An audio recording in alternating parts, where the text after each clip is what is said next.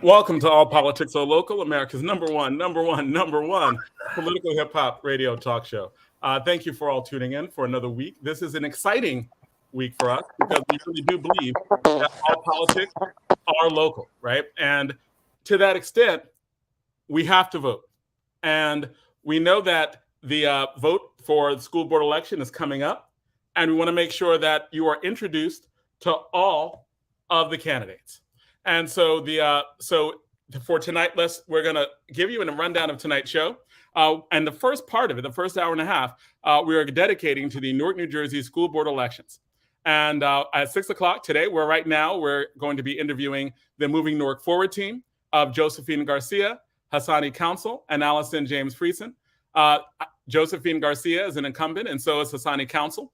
We at 6:35 will be interviewing Newark Kids Forward with Tawana Johnson Emory, James Wright Jr., and Thomas Luna. And at 7:05, we'll be interviewing the independent candidate, Adé Kamil Kelly. We have not been able to get in touch with LaToya Jackson, but we will interview her tonight. If she gives us our information, she can inbox me on Facebook. So she could Facebook inbox me, Jonathan Alston, and we will get her the information and get her on at about 7:20. So if anyone knows LaToya Jackson, tell her to get in touch with us. We can still have her on tonight. With that said, let's start to move forward with the Moving Newark Forward team. Honored to have you on the show. Honored that to talk to us about the elections coming up soon. And we'll just get into it because we don't have a lot of time, but I want to be able to ask you some questions and have a conversation with you about what you would do on the board and what is your vision of Newark board of what it means to be an educational leader in Newark. We've got the first question that I'll ask in terms of just starting you off is this. Right now, Newark has over 38,000 students, the highest in over a decade. Students have won over $77 million in scholarships. The graduation rate is 85%, the highest in over 2 decades. And more than that, the district has not received a negative financial rating since state control ended. The district has opened 8 new schools, including schools of fashion, global studies, data technology, a science-based middle school, and 3 additional schools slated to open up before 2025 that include the School of Architecture and Design and a media high school to open up in conjunction with the Lionsgate Studio project. What do you believe is going right in Newark Public Schools now? And what do you specifically want to change? When answering the part about what you would change, please explain the specific way that you would use the power that your seat gives you to affect that change. And anyone can jump in on that question. All right. Do we introduce ourselves or can we just... You can introduce yourself, right? Like I'm asking the question out, and this could be to either Josephine Garcia or Hasani Council. You can introduce yourselves, tell people to vote, and then just jump into the question. All right, great. Thank you so much, Mr. Alston. And of course, thank you so much to Mr. Ziad Mohammed for having us tonight. And All Politics Are Local. I am an incumbent. This will be my 3rd time running for the Newark Board of Education. I am with the Moving Newark Schools Forward team, Josephine Garcia A1, Hasani Council A2, and Allison A3. And towards your questions, we have so many things going right in the district right now because of so many of our initiatives. We're making presentations throughout the state and throughout the country to support the model of district schools. As you stated, our graduation rates are up. We have 8 new schools. The Lionsgate is something that I think was long overdue with this city, especially with all the filming we have with different movie production companies. As you see, you can go through the downtown district, Forest Hill district, and you will see them going on. We have captured a lot of what movie production is here in the city of Newark. We are in our 3rd year of a historic 10-year strategic plan. When I joined the board in 2017, I was the board president for 3 years, and I am very proud to say I served as president going out of state control into local control. And even with the global pandemic, as you all know, we were shut down for 2 years.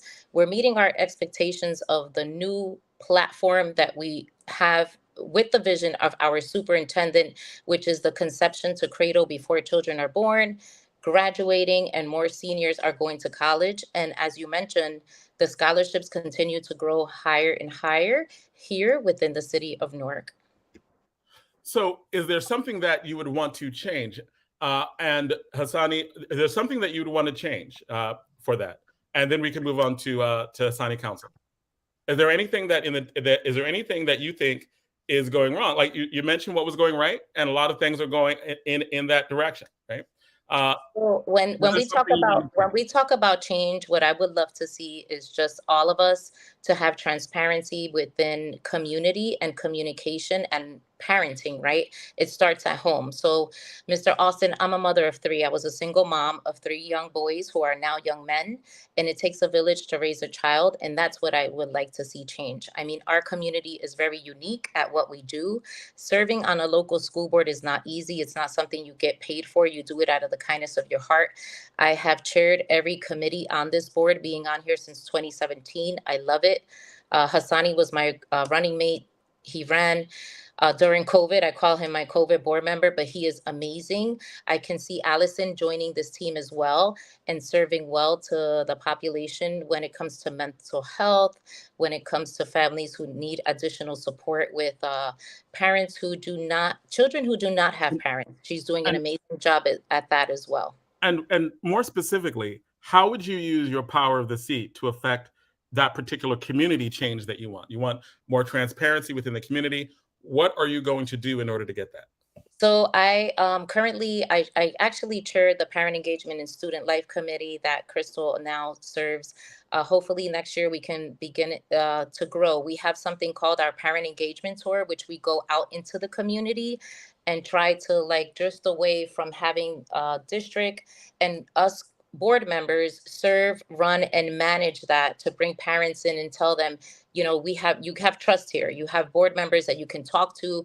I get calls all day. Hasani gets calls all day. We're here to funnel, assist.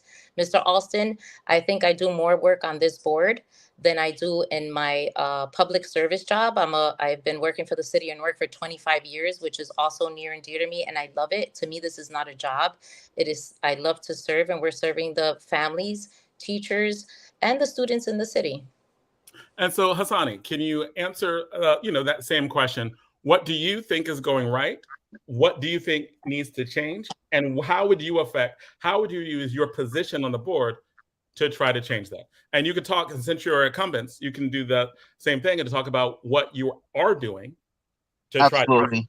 Thank you, Mr. Austin and Mr. Muhammad and Ms. Donna for allowing us to be here today. Again, my name is Hasani Council. I'm running for re-election on the Newark Public School Board. I am a current member, serving on various committees in various different positions. Product of Newark Public School System, having graduated from George Washington Carver Elementary School and University High School. Went off to Montclair State University, where I received my Bachelor of Arts in Political Science and my Master of Arts in Law and Governance. I currently serve as the Chief of Staff to the South Ward Councilman Patrick Council. And just to touch on your question, moving forward, that's exactly what we're doing. The city is moving forward. The district is moving forward. We're expanding programs, expanding services for our students, opening up new schools. As you said, no negative impact on any financial audit. You know, some folks say, oh, the district needs to have a forensic audit. We have an audit every year that we go through.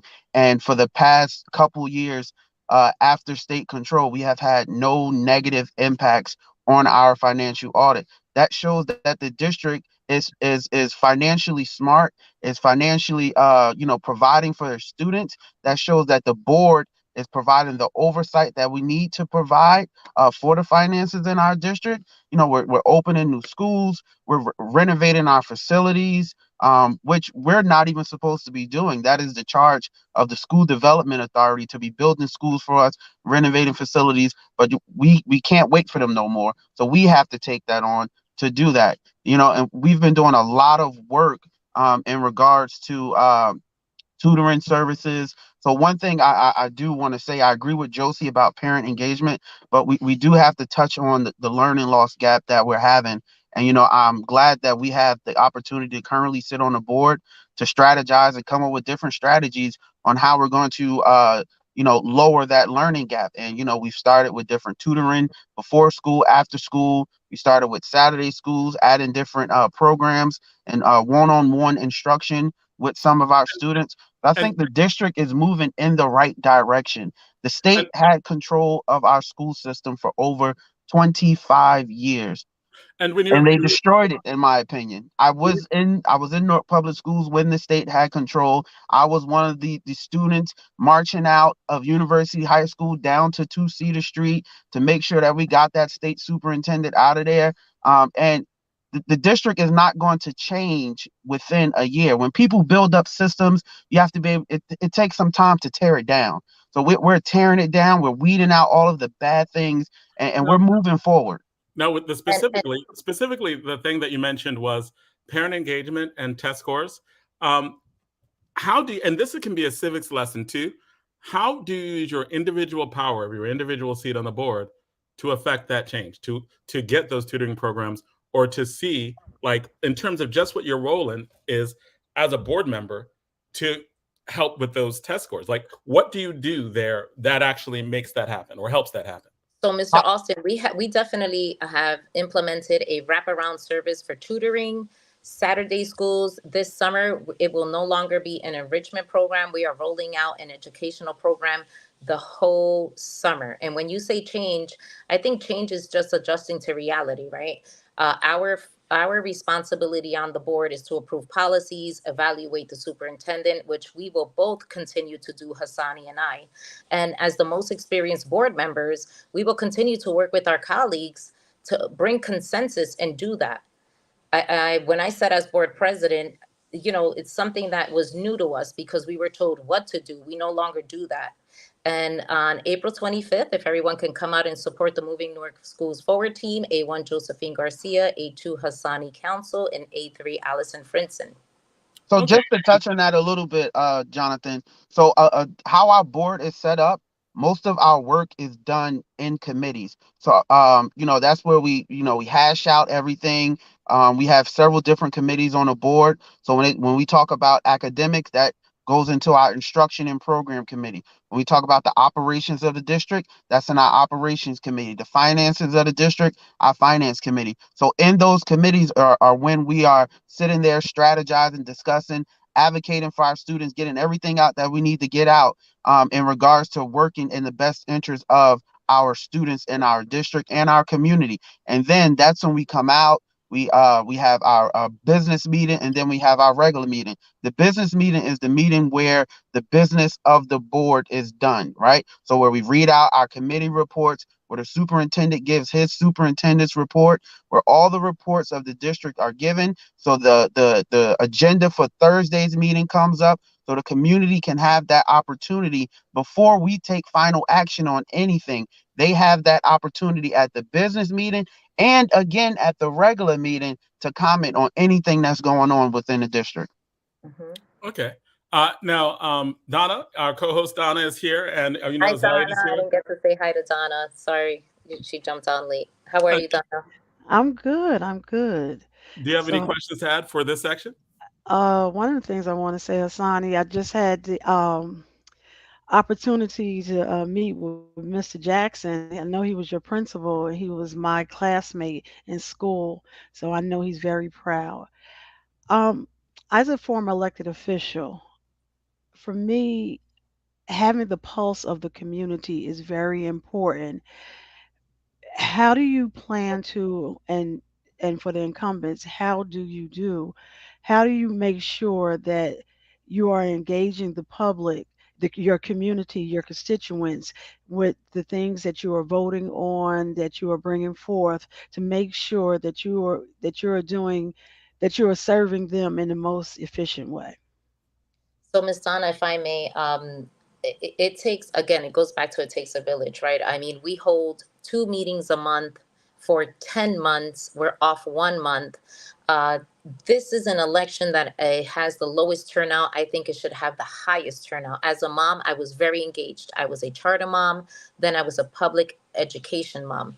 And we are in a public education system, and that is what democracy is, right? Like, I went to Elliott Street School, Luis Munoz Marin, Barringer. Educating the public is they have to come out. They have to be a part of what this is. We don't need paid advocates to come during election time and tell us this is how we should run our show or this is what elections should look like.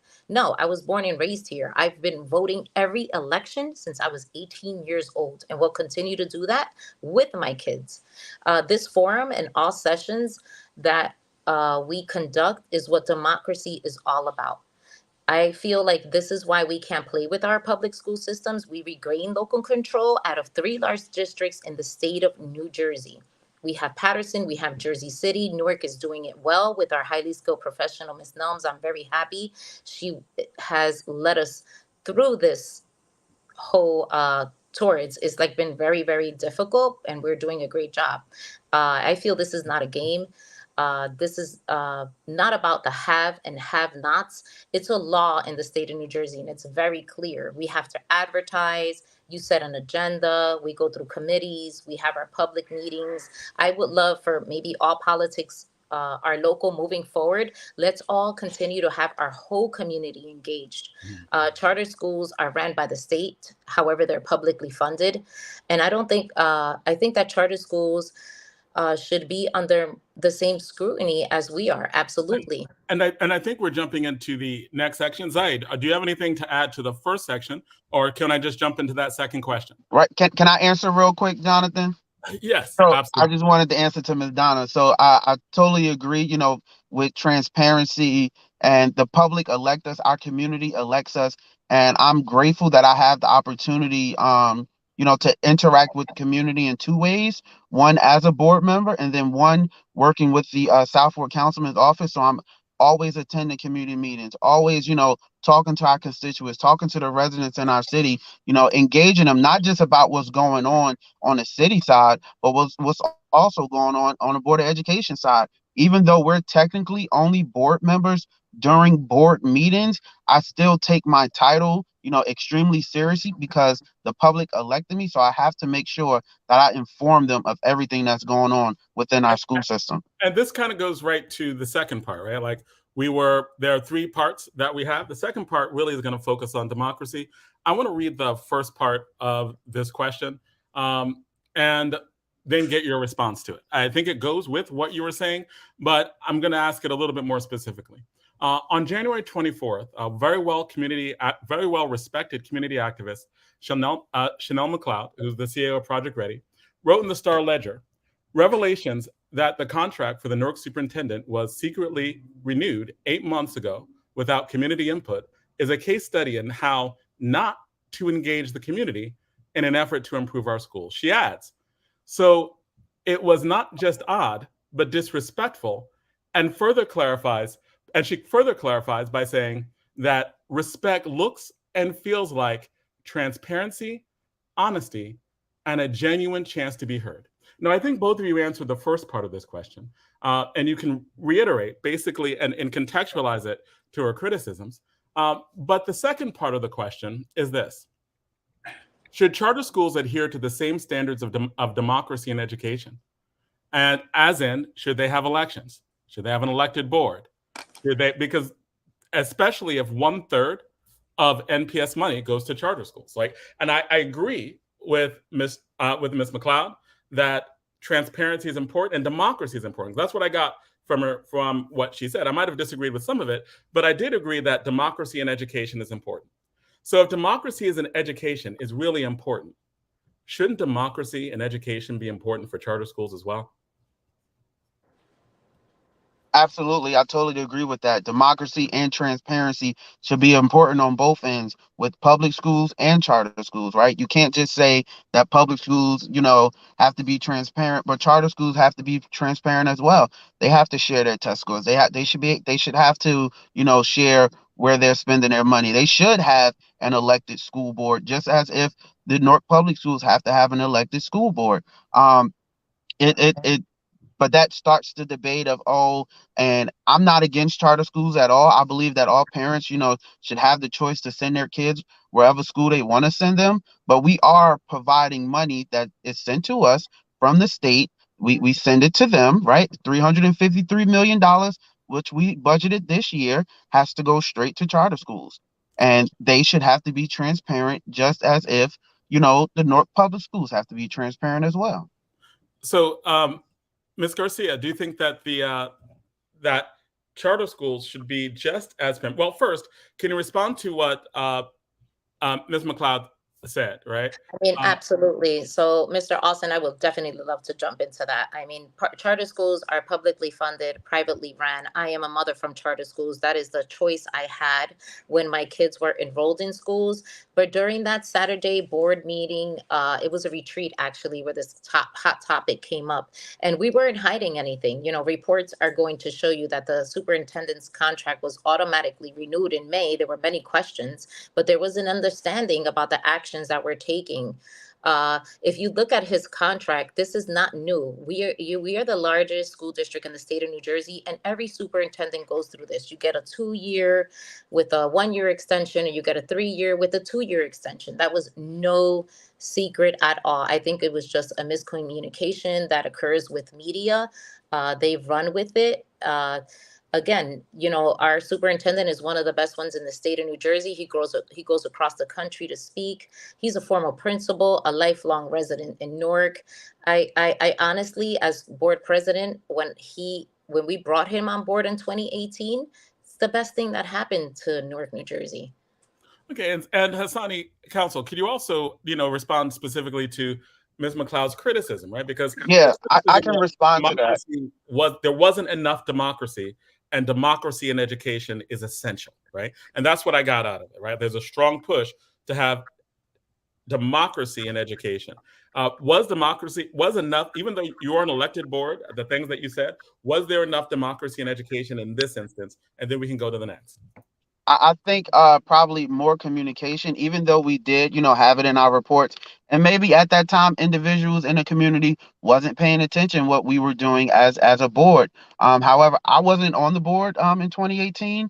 And when I did get the opportunity to be elected to the board, that was one of the first things I received was the superintendent's contract. I read over it. I saw the clause. I seen that he had a renewal clause in his contract. Me and him discussed the contract. On several occasions, since I am the chair of the personnel committee. There was no secret. Nothing changed in his contract. There was a lot of individuals saying, oh, he got a raise, he got this. No, his salary stayed the same. The reason why his salary moves is because every year we give district employees a COLA increase. That's a cost of living increase that we give to district employees. His contract, he had a renewal in there for 5 years. After that renewal, after these 5 years, we can discuss if we want to move on from him or renew a different contract for him. But the public had an opportunity to speak on his contract at various board meetings. Mm-hmm. All right. So I think that the second part of that question really becomes essential, right? Like, I think that the reason why I appreciated when Project Ready took that stance, when Ms. McLeod from Project Ready took that stance, is because her stance was about more than just, I took it as more than just that particular incident. It was about a philosophy of democracy and education. And I don't know how you can have democracy and education and then support that you have publicly funded private institutions that are not democratically accountable. So would both of you support like legislation that would make charter schools democratically accountable in the same way that public schools are democratically accountable? So, Mr. Austin, again, charter schools are run by the New Jersey Department of Education, right? They get a 5-year charter renewal, right? While every year we have to do an NJQZAC review, hit our target points. If not, we are definitely losing.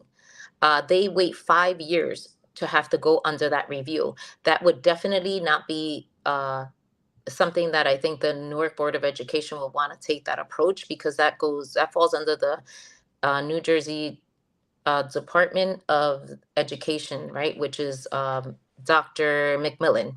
They make those decisions. Should they be held more accountable? Absolutely. I mean, I look at it from a different lens because my kids went to a charter school that was very successful. They did a great job at running a charter school. Not all of them succeed. They're just held to different standards. Should they be held to others? Absolutely. But that's something that's going to have to come from our legislators in Trenton, not a local school board. Okay. Right. So I agree with Josie, Miss Austin on that. And yes, if our state legislators do decide, to change some of the standards and legislation and policy around charter schools, holding them more accountable, I would support it. Okay. And so on this section, right, about democracy and accountability, Zai, do you have any questions specifically to ask, or Donna, do you have any questions specifically to ask? Zaid? Go ahead, Donna. They covered what I was going to get at.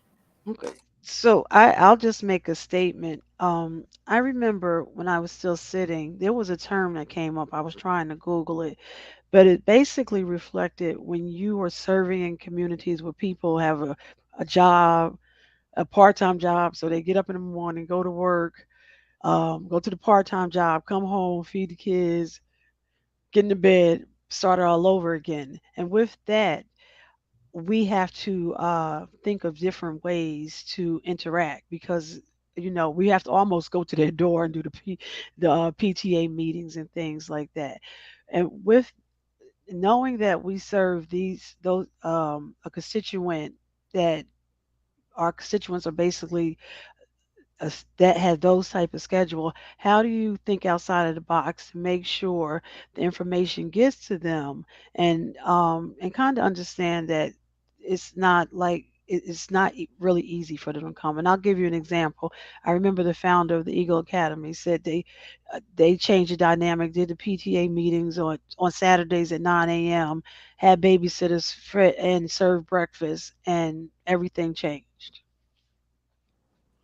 Absolutely. I agree with that, Donna. I can't remember. I think it was the NAACP forum where that topic kind of came up. And I discussed how we have to start, meeting our families where they are. Sometimes our families can't come to a 6 o'clock open house or to a 6 o'clock PTA meeting. Maybe sometimes we have to have the meetings on Saturdays or, figure out some type of electronic way. That's, what COVID taught us. We can get right on Zoom and have a meeting on Zoom with families, and you'll get more engagement and more information from those individuals.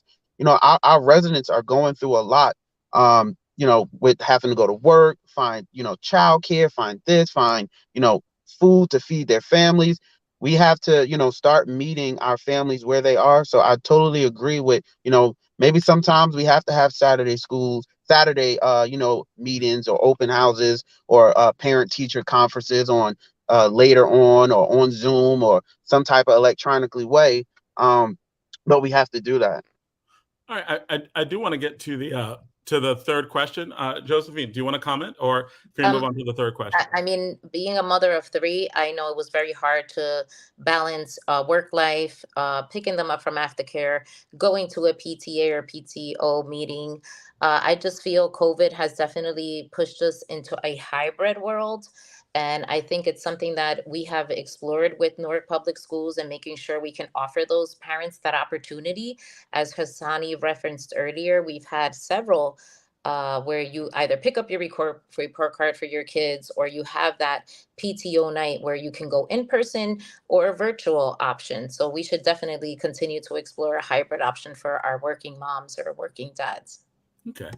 All right. And let's look at our our final question. And this is in terms of that third section.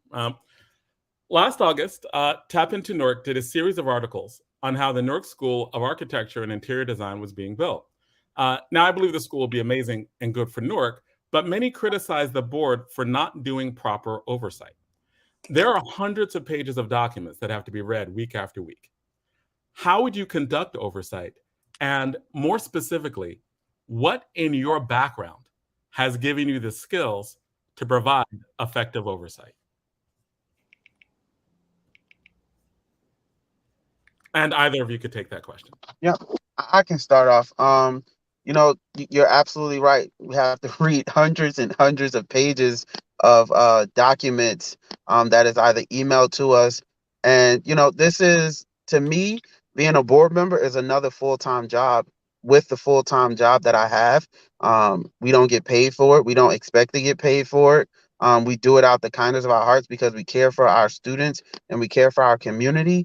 Um, Oversight, we are the board members are the most trained elected officials probably in the state of New Jersey. We have to attend so many trainings, we have to receive so many credits. We have something, that we have to get called a master board. As board members, you have to go through new boardmanship training. And then even after that, once if you're reelected, you have to go through training. Like training is very essential with the state of New Jersey. So, we get trained on oversight and how to provide that type of oversight. In my professional career, growing up, I was presidents of different clubs and organizations. When I went to Montclair State University, I sat on the board of trustees as a student representative. So that was really like my first insight of oversight and how to conduct oversight, with the president running the school and us knowing that we don't get involved in the day-to-day operations, but our job is to just provide that oversight and to look and examine on what's happening with the new school down in the East Ward. I think it's a great idea.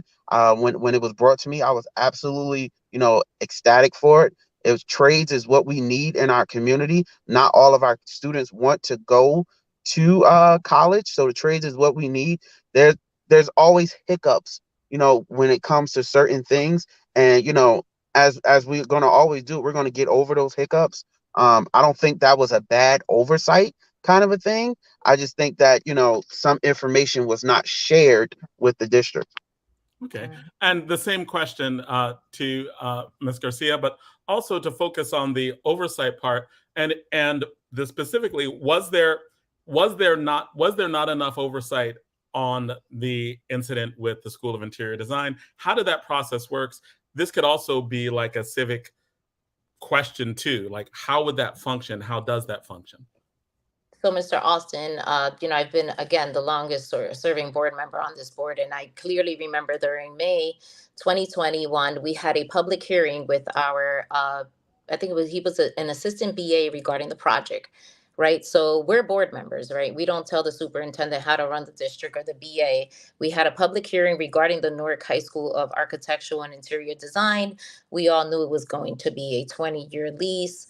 As the project began, there was a halt, right? So the state comes in and says, hey, we're going to stop the construction of this school. And it was not the board's fault. It was not the district's fault. It was the contractor's fault, right? So that's above our details when it comes to being a school board.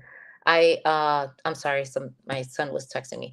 When that occurs, I come from a union family. I have a son who's a Marine, one who's a traveling nurse, one who's going into trade school. Our job as a board is to make sure we're doing the right thing behind our student families. And when you have a school who's going to open up in that magnitude, which is long overdue, that is something that was definitely between the state and I think the developer, not the school board. It was a total surprise to us as well as board members. And just to jump in, I think we as board members also did our due diligence as well, making sure, that things like this don't happen. Like, okay, we have to make sure, because all of us on the board are very strong and we're very supportive of unions. Like, every single one of us participate in union negotiations. We make sure that our unions are taken care of, our staff is taken care of. So when we found out about the situation, we were like, no, this has to be corrected immediately. The superintendent has several meetings where he, talked to the unions, talked to the developer, and he didn't have to do that because all what's happening is the developer is building the school for us. We don't get access to it until the school is built. So once the school is built, then we can go in, put everything that we need on it, that the state tells us, okay, this is the guidance that you have. This is what you need to have in the school. Then we go in there and do that. They're just constructing it for us. and no payment happens until, Right. the construction is And I done. think the big cause here, Mr. Austin, as we already know, is it was the developer, right? The developer is the one who pays the workers. You pay prevailing wage. You're making sure that this building is being built properly. That ultimately had nothing to do with the 9 board members who sit on this board. And the thing that you also emphasize is that no money is exchanged until things are actually done. So Right. The only thing that we did was we hired an external consultant, which was reported on. We hired someone that can monitor what was going on, and then that's how things broke off. okay, and also that's one of those civic lessons of, well, what does the board do? They hire an external consultant to actually look over things. So I think that those things are things that people should know the nuances of those things as well. We run out of time for this section. The last thing that we will say, though, and the last thing we want you to respond to on All Politics Are Local, America's #1 hip hop the hip hop streaming talk show, is who's your favorite hip hop artist, individual or group? Who you're rocking with now? Who's inspiring you during this campaign? Any of that, to any of those questions you can answer. I can respond first. Eric B. and Rakim, paid in full. Everyone online knows who my father is, and just growing up, that was his thing. Like, that's all he listens to. So we in the car, and that's all he listens to, and it grew on me just listening to the lyrics of some of the hip hop artists, especially Eric B. and Rakim. So I can say them. So they thought you was a donut and they tried to glaze you, brother. Okay. All right. I mean, so I was the only girl in my household with nothing but brothers, and I can remember, listening to Run DMC, Salt and Pepper, right, the Beastie Boys, and then I grew up in a different generation. That's who definitely inspires me. Mr. Austin, as you know, we've been on there. We were able to listen to the music, enjoy it, kick some lyrics with you while we were there. I can't wait till we go back to that. But thank you for having us hybrid tonight. And please, everyone, don't forget April 25th. Come out and vote for Josephine Garcia, A1, Hasani Council, A2, and Ms. Frinson, A3. And yes to the ballot budget question. All right. Thank you so much. Thank you for being on our show. We appreciate having you here. And everyone, absolutely vote April 25th. Thank you so much. Thank you for having us. Right. Bye-bye, everyone. All right. Take care. And enjoy the wonderful weekend. So that was the first group that we had on. We had that was the Newark Moving Forward team that was on. We have the second group that is coming on now, the second slate, and that slate is Newark Kids Forward. Newark Kids Forward will be Tawana Johnson Emory, James Wright Jr., and Thomas Luna. We're putting them on right now. We really always love having our guests on All Politics Are Local. We're always honored to have you on. We think that every single election is an important election. Our school board elections are important elections. And we absolutely want to make sure that we engage you on the questions that we think are important. So welcome to All Politics Are Local. Thank you. All right, great. So we have Thomas Luna, we have Tawana Johnson, and James Wright on. And we're gonna jump in with the first question, just to jump in with the first question and get us started.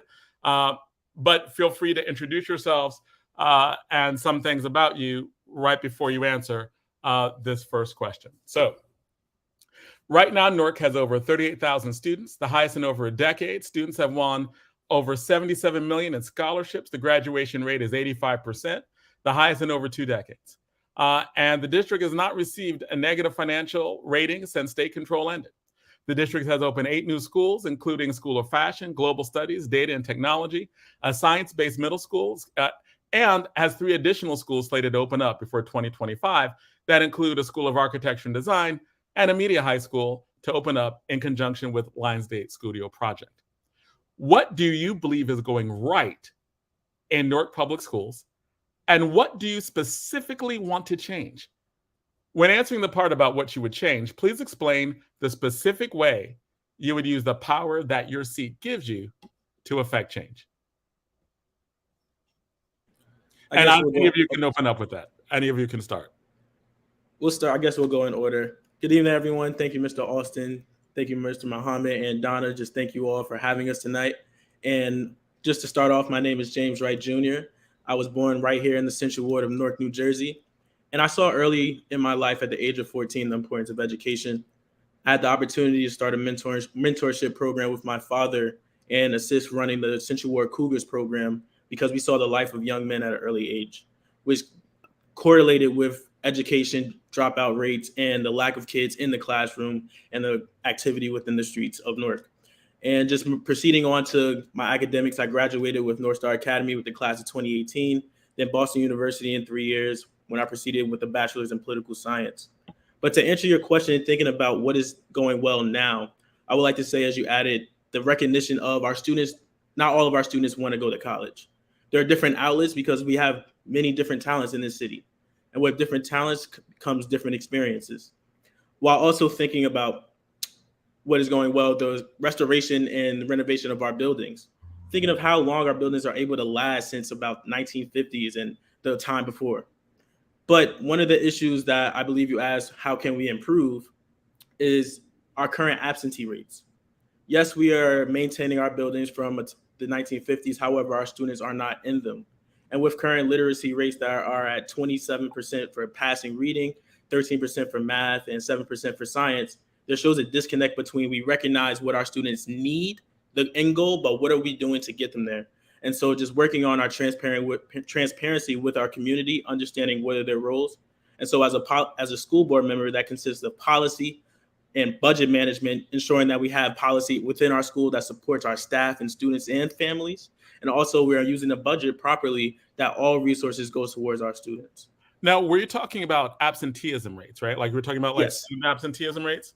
Yes, student absenteeism rates. So that second part of the question, how would you use the power that you have on the board, the power that you would have, like what specifically would you do to address the problem that you said? Yes, of course. And so as I mentioned, at the age of 14, I started and saw the importance of a mentorship program. And so to address the absentee, we have to target the minds of our students. And with policy, we can incorporate, instead of after school and before school programs in the morning, we can incorporate more extracurriculars into our curriculum. As a school board with policy, we have control directly over our school's curriculum. And one of the things we have to do is modernization of it.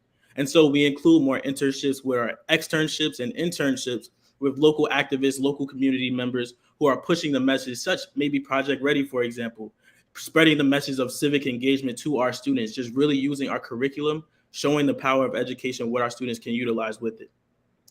Okay, I'm going to let the other candidates answer, and with an emphasis on the power that you would have in your seat, right? Like this is also like a civics question, right? Like if you're elected to the board, there's certain things you can do, there's certain things you can't do. What specifically would you do with the power that you have? Like, so specify the power. Like, what would you do in that role, and how would that role help effectuate the change you want? So, someone else can take that question as well. Yeah, I'll go next. Since it looks like we're going in order. Can you hear me? Yes, we can hear you well. Yes. Okay, great. First of all, thank you so much for inviting us to your show. I know that I have been on this show in a variety of capacities, and I always appreciate the time spent here and the questions and ideas that often come from being on the show as well as watching the show. So I thank all of you for hosting it and continuing. You're going in and to out. host it for our community forward team. Oh, can you hear me now? We Hello? can, but your connection is going in and out. Oh no. Okay. I'm gonna just continue going and hope for the best. Okay, fair enough. Maybe talk loud. But my name is Well, Thomas. Thomas, I'm sorry. Sometimes when Yeah. you cut the video out and just talk, that helps better. So maybe that may help. Let's see. Can you hear? Better? Yes. Okay. Well, there you go.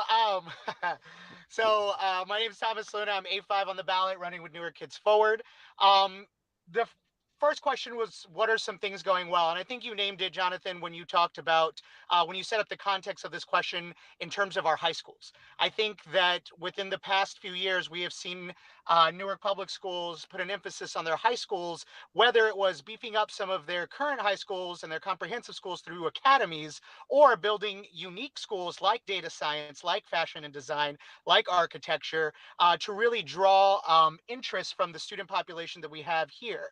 And what that has resulted in is, like you said, one of the largest amounts of students that we have in our district attending Newark Public Schools in quite some time, 38,000. And we had, I think it was somewhere 1,862 applications from charter schools to high schools this year. I remember that number coming up when we were looking at the enrollment at one of the board meetings. And so I think that goes to show that the strategy to create high schools that match the interests of our student population is a winning strategy, and definitely should be applauded by all of those at central office that put in the time and effort to make that happen, as well as the teachers that are doing a phenomenal job there. One thing that I think needs to be better, and my running mate James brought it up, is achievement. Right now, aside from the low test scores, we also have 25 schools that the Department of Education has put into either a comprehensive status or a targeting status, which means they're falling behind. And some of those schools are in comprehensive 2 status, which means they have been falling behind year after year. And for us and our team, we think that that is unacceptable. And so to address that, and this goes to your third part of your question, I think there are 2 approaches that we can take. First of all is by adhering to the strategic plan that is in action right now, specifically the 5.3 section. 5.3, or let me start over. Strategic plan was a 10-year initiative that once we got local control, dozens of roundtables were had within our community. And the question was, what should be happening in our schools? I attended several of those to give my input. And at the end, it culminated in the 10-year strategic plan, which is really awesome. Now, to give credit to a lot of people, we had COVID, and that, took some things off to the side because you couldn't necessarily prepare for that or just continue with the way forward with the global pandemic. Now, as we have emerged out of COVID and are starting to lay the trajectory, one of the things that has fallen behind is the academic safety nets that were brought up in the section 5 of that strategic plan. As a board member, I would publicly advocate and privately push our superintendent to make sure that we are putting the necessary resources to execute that part of the strategic plan. That part specifically asks for intervention strategies and intervention teams on the school level to provide those academic safety nets that our kids actually need, right? And you could do that, again, privately advocating, publicly pushing, also providing a space in the budget for that allocation specifically so that those measures are funded. The second is by publicly announcing that this is something that we have to go over. One of the things that hasn't been happening on the Board of Education is the execution of policy 6010 subsection I. 6010 subsection I says that annually the Board of Education is provide a vision of goals and metrics and milestones presented to the public and agreed upon so that we can hold the superintendent accountable. I hear a lot of talk from status quo about accountability, but there's nothing really clearly stated about what that accountability looks like. The way that we do that is we adhere to that policy and that we ensure that we are doing the things that we say that we're going to do. Okay, and that would be adhering to the 10-year, the specific sections of the 10-year strategic plan that deal with tutoring and intervention. Yes, specifically the intervention strategies on the school level and the teams, and fully funding it. All of those are a vote that is taken by the board and brought up by the board to ensure that the vote is taken and then passed. Okay, and so Tawana Johnson Emory. Can you guys hear me? Yes, we can hear you loud and clear. Good evening, everyone. My name is Tawana Johnson Emory, age 6, Newark Kids Forward. To answer your question, I think the Newark public school system is doing well with technology being integrated to the school system, which is enhancing learning. What they can do better, being that I'm a special need advocate and a special need parent, what they can do better. I like to change the quality of service administrative for special needs students, which includes timely evaluation related services.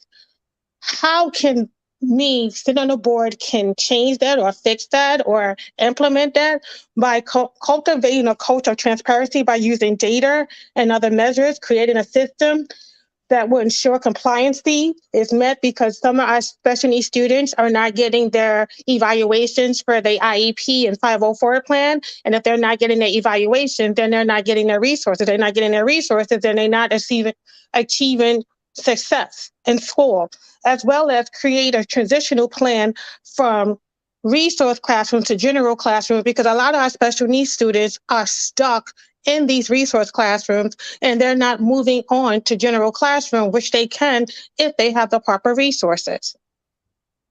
Okay. And so that would be the same question I asked before. What would you specifically do using the power of your seat? Like what power would you use to effectuate that? Sure. There's two things I would do as a power. One, I would provide more funding to special needs classrooms and students and resources by hiring teachers that can work with special needs children, i.e. autism. When you have an autistic child, that child needs a teacher that specializes in autistic. If you, like my son, he has a physical disability. He doesn't have a learning disability, but it's a physical disability, but he needs an aide to guide him from class to class to get him to what he needs. If you had an auditorial student who can't hear or see, we have a teacher that can help with that. So I would use resources. One, provide more resources for professional development. But when you're saying provide resources, like there's a certain, like, what way would you be able to get that done using your power? Like I see what the goal is. The question is also, it's like a civics question on the how, right? What specifically would you do with the power that you have as a board? Because you just can't get to the end goal without doing something in that power of the board with the power that you have as a board member. So given the power that you have, which is limitations, right? We're definitely limited. We're definitely limited on what we can do. But what I would do is use policies that's already on the book, like wraparound services, to make sure that these services are being implemented. I can do that while I'm sitting on board. If there are policies in place where I can utilize and ensure that these policies are being implemented. So these children can get what they need, because there's a lot of policies in place, but no one is ensuring that they're being implemented. All right. Well, thank you. I know we're running short on time, but we want to make sure you give you full time, and we give you full time to answer these questions. Zaid, Donna, do you mind if I jump to the second question? Donna, Zaid? All right, cool.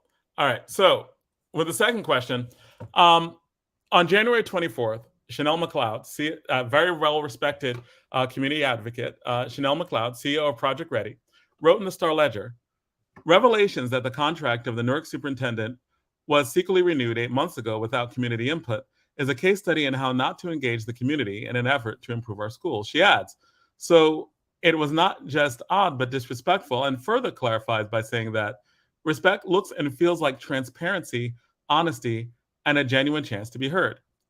So I'm asking, the board is a democratically elected body. They read the contract, they made a unanimous decision, I believe twice. My question is in two parts. First, given what Ms. McLeod said, what does democracy in education mean, and how will you fulfill it? The second part of this question is, should charter schools adhere to the same standard of democracy in education? Why or why not? Especially since approximately 1/3 of NPS money goes to charter schools. So the question is in two parts. First, talking about democracy with respect to the criticisms of Ms. McLeod, but then going further with, should we apply those same standards to charters? And anyone could answer. Democracy in education means to me promoting a learning environment that values the input and participation of all students and encourage critical thinking, collaborating, and informed decision making. The other part of your question, how would I fulfill that? By community engagement, student participation, parent engagement. Encouraging open communication between teachers and students, providing equal opportunities for all students regardless of their socioeconomic, encouraging critical thinking, and fundamental aspect of democracy as an education. And I think the other part of your question is that something about should charter schools adhere to the standard. I didn't hear the part standard. Yeah, part two was should charter schools adhere Be held to the same standards of democracy as Newark public schools? As in, should they have an elected board? Should they have actual accountability to the people of the city? Yes. Yes, I think that all schools should have boards, whether it's a charter school, or a traditional public school, or Catholic school, or independent school. I think that we all should be held accountable. I think we should have transparency. I think that we should have community engagement. I think we should have parent involvement and student involvement. Okay, and so and this is going to be the follow-up question I'm going to ask to everyone. Would Okay. you support legislation to give the same type of democratic expectations to charter schools as we do public schools? As in, and I agree with the director of Project Ready in the sentiment that democracy in education is important, right? We need to have democracy in public education, especially since public money is spent there. Close to a third of public money goes to charter schools. And the three of you can answer this as well. Do you think that, would you support legislation that holds charter schools to the same types of democratic accountability? Yes, I'm a firm believer of accountability and transparency. So to answer your question, yes, I would. Okay. And Thomas or James? Yeah, I'll go next as 5, but the first part of your question was definition of democracy in education, and very similar sentiments to Tawana was that democracy in education means that every student is getting supported in the way that they need, right? And that also means that every teacher and every person that is working with our kids get all of the support that they need, right? And to do that effectively, you need a board that is adept to the issues that are going on, right? And make firm commitments to giving those resources via legislation that targets achievement, that targets community outreach, that sets goals for community outreach. I would even argue, and I wish we had some time, that incentivizes our principals who are doing this well and our teachers who are doing this well, and pay them to have professional development with our other teachers and our other principals instead of buying consultants from who knows where, right? Where there's a lot of things that are going well, and if we target our policies towards shining light on those instances, I think we're going to end up in a much better place with community and achievement that we had. Now, for your second question, or second set of questions, third, I guess, about really charter second, schools. because it's all about democracy. Like the second part was all about what you believe democracy in education is, and how, like you're an elected board, you do different things. It was bringing up a very well-respected community member's criticism, right? To have this conversation about what democracy in education looks like.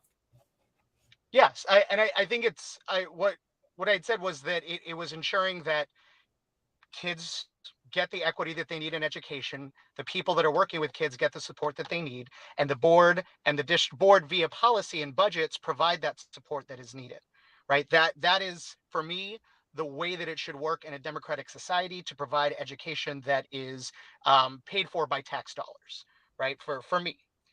When it comes to charter schools, I think the same thing should apply. Every kid that goes through charter schools should get the amount of support that they need, and the people who are supporting them get the resources they need, and that is being safeguarded by folks who are that are setting up the budgets for the entire networks that they have for their respective charter districts. To your point of elected. Oh, go ahead. I'm sorry. No, you're about to address it. Oh, to the point of elected board members, yes, I would. But at the end of the day, it wouldn't matter, because under state law, charters, when they get allowed a charter, they have 5 years to do right by kids. And if they don't, whether they have a board or not, they will be shut down. Our city has a number of charter schools that have been shut down. Adelaide Stanford's is one of them. Merritt Prep is one of them, right? They had the ultimate accountability, which says that if you don't do right by kids, you should not exist. And I am Well, not a zealot of one or the other. What I am a zealot for is good schools. And because of that, yes, you can have a board. I was going to say, part of the pushback I would have on that is you described efficient schools or effective schools, not democratic ones, right? So the pushback will be this. When North Star had a problem, when the kids and parents had a problem with them not hiring Black teachers, right, or harassing Black teachers, right, they marched out and they went to City Hall. Right? Like they were looking for democratic accountability and they went to City Hall. Should they have a democratic means of redress? Like, and to contrast that, when global studies had problems, that some tough racial issues, right? Global studies went to the superintendent. The superintendent had to, even on the show, right? The superintendent came on the show to address it. There was a public forum. The mayor got involved. And there was a public forum that dealt with racism at Global. There was open democratic conversation, because we had a board member on our show too, who was at odds, right? Like with the superintendent, or seeming right with the superintendent, when they were both on the show, and that's just public on our show, right? Mm-hmm. So there was actual democratic accountability that continues because there's actual democratic pushback that does not exist for charters. Are you saying that's okay? Oh, I never said that was okay. And to talk about the students at Global Studies, the student that is leading that is a mentee of mine.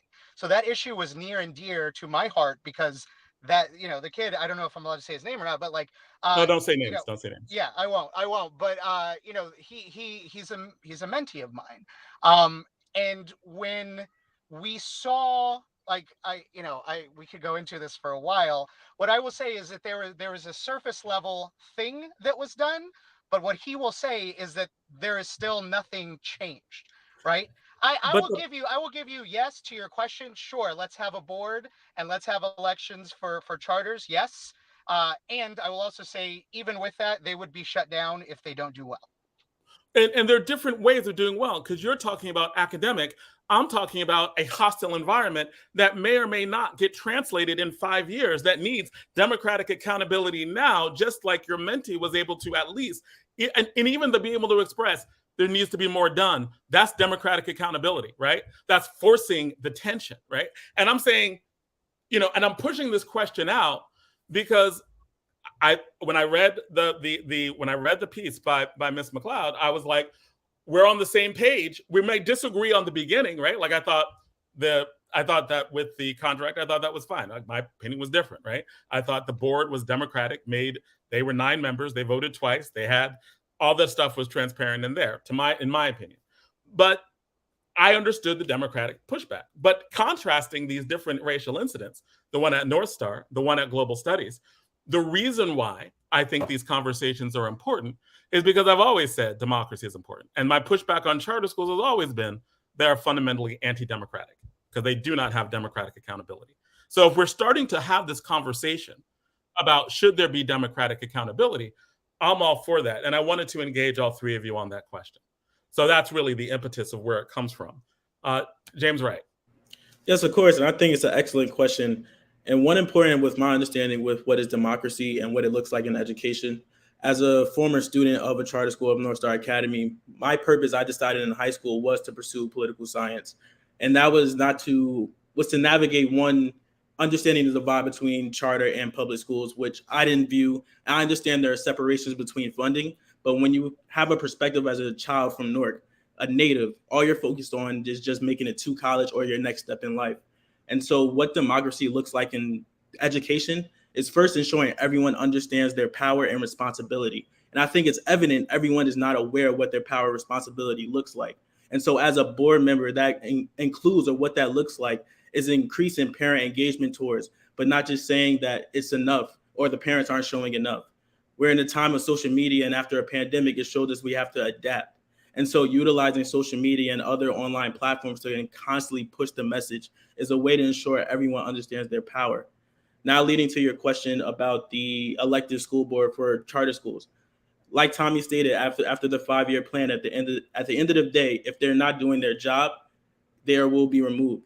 And that's important to say, because if the message is Newark students first, then there's organically you develop a democratic state where if there's a elected school board in a charter school, it's focused on Newark students. The same as in a Newark public schools is focused on Newark students.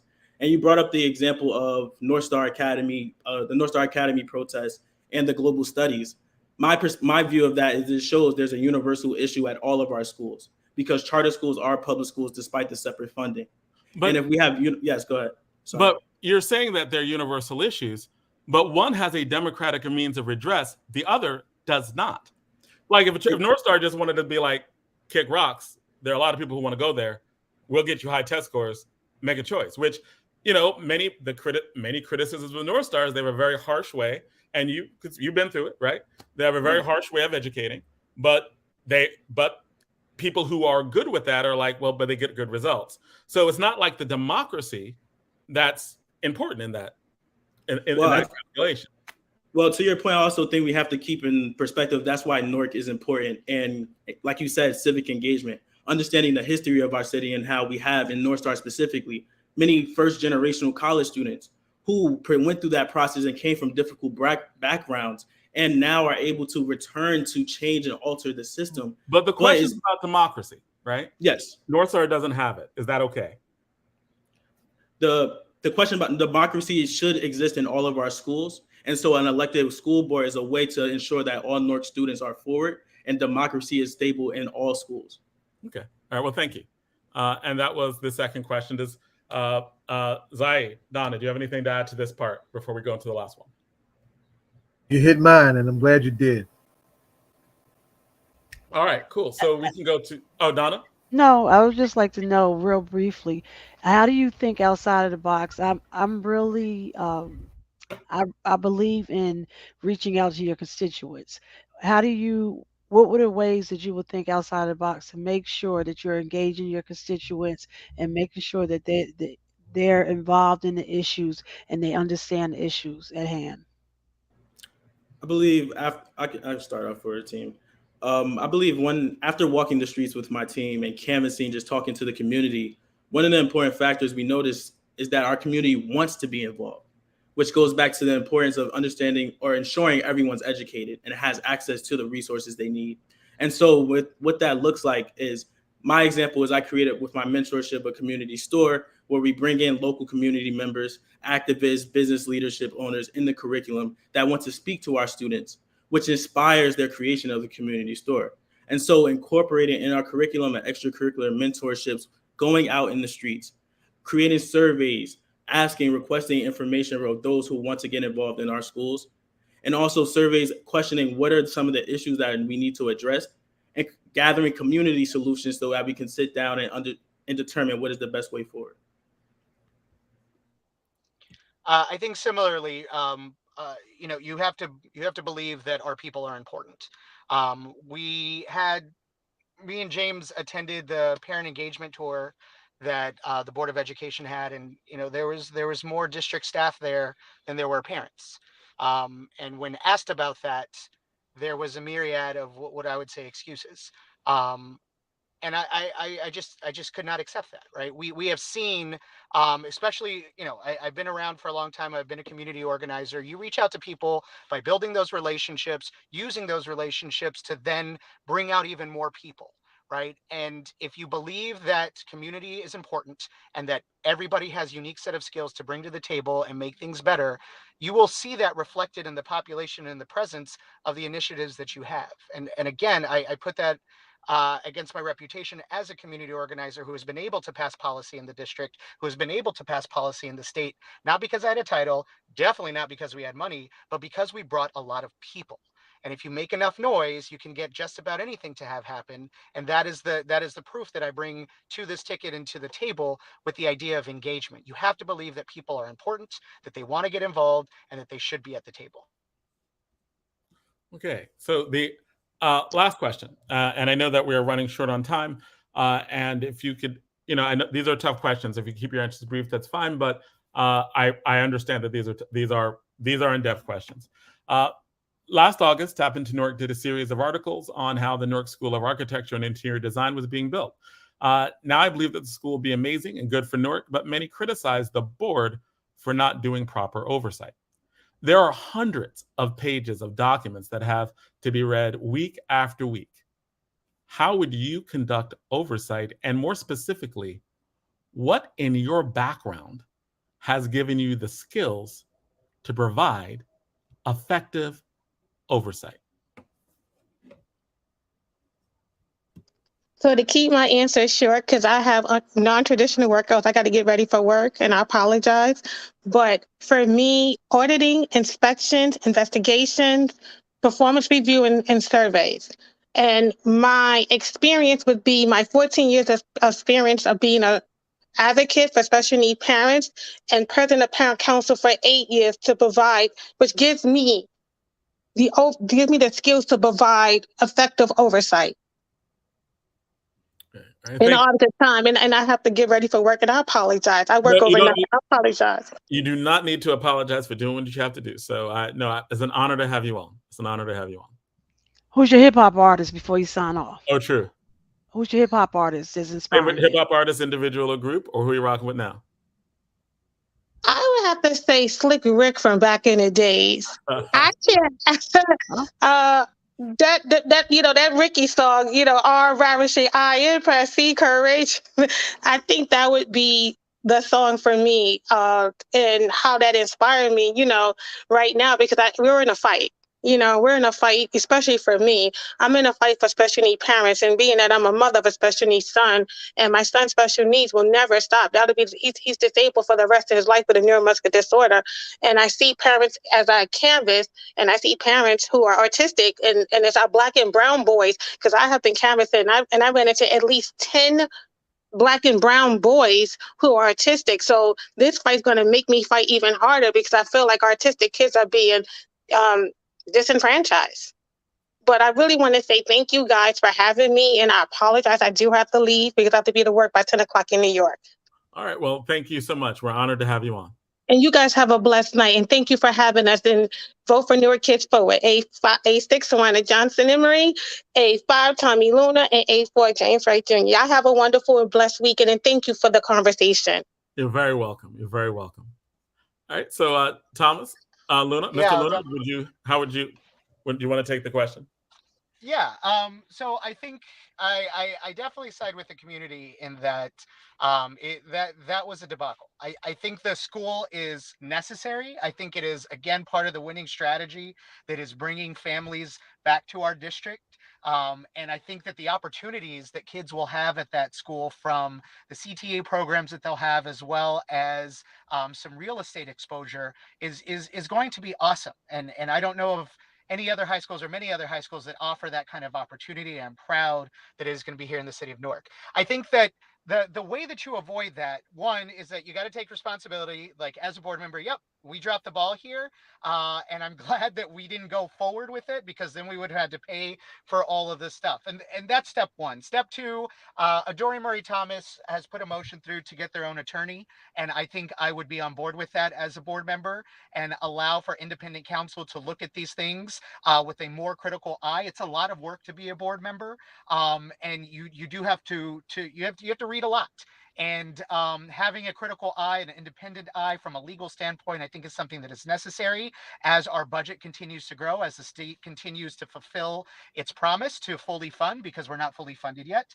And the third is to ensure that we are asking the right questions when we are giving this information. I think it is one thing to want to trust the district and trust everybody. But a part of that is making sure that we are asking the right question and doing our due diligence as board members to ensure that nothing like this happens again. Okay, and James, right? Yes, of course. I'll keep my answer really brief. Thomas Luna said it well.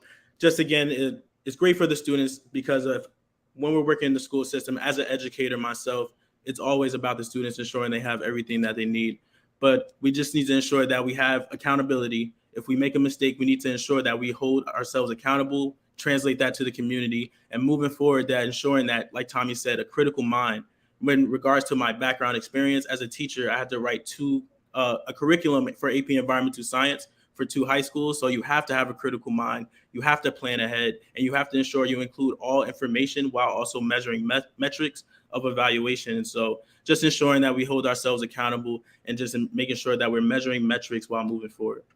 Okay, and thank you. So the last question that we'll ask is, the one we ask everyone, right? Like, so who's your favorite hip hop artist, individual, group? Who you rock with now? Who's inspiring your campaign? I'll go. I'm listening to, had it on mine, Kendrick Lamar. Sorry. I've been listening to Kendrick Lamar. I just comes from a similar environment like Newark, and he's definitely an inspiration to just keep moving forward no matter what happens. All right. Poet as artist. Yes, sir. I promise this was not planned at all.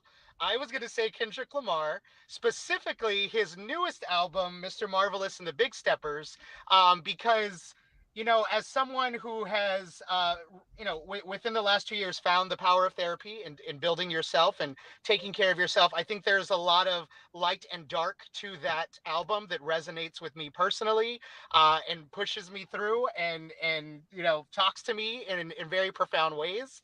And it was one of the best concerts I've ever been to at Prudential Center, which was great. He was right in front of me. I tried to high five him. They called security, but we don't need to talk about that. But I appreciate it. All right, and you liked it better than To Pimp a Butterfly? Yes, just because I felt that it was like To Pimp a Butterfly was really good, and this one specifically talks about a lot of the mental health stuff that he's been through, and it resonated just so much, and I think he's a phenomenal. All right, cool. So yeah, definitely also a Kendrick Lamar fan too. I love Good Kid, Mad City. So thank you so much for coming out. It's an honor to have you on. We think that one of the most important things that we do is we interview candidates, and we ask these questions, right? And we have these conversations and we engage to some tough questions. So we appreciate having you on, and we appreciate you answering the questions. So cool. Yes, thank you so much for. Us. Yeah, I was going to say, thank you so much for having us. April 24th, every 25th, Newark, please come out and vote. Newark Kids Forward. Thank you so much. And that's April 25th, right? Yes, April 25th, A4 James Wright Jr., A5 Thomas Luna, A6 Tawana Johnson Emory. There we go. All right. Thank Sounds you. good. Good luck to all. Thank you. Have a good night. All right, you too. And thank you. I will. We are getting ready to go on to our next guest. Anyone out there with LaToya Jackson? Yes, her name is LaToya Jackson. Stop teasing me. Her name is LaToya Jackson. LaToya Jackson. We will have you on the show. We'll put you in, and if you contact us. My name is Jonathan Alston. You can inbox me, and we will put you on. You can put your name in the comments to tell me that you've inboxed me, and we'll put you in the comments, and we'll try to get you on to talk to you tonight as well. So we are with our last confirmed candidate for the night, and that's Adé Kamil Kelly. You are running on your own individual slate, and welcome to All Politics Are Local. Thank you. Can you guys hear me? Yeah, we can see you. We can hear you. Okay, great. All right, so we're going to jump right into it. When you are answering the first question, feel free to introduce yourself as well while you're answering the question and give us some information about yourself. But it's an honor to have you on the show. We're glad that you were here.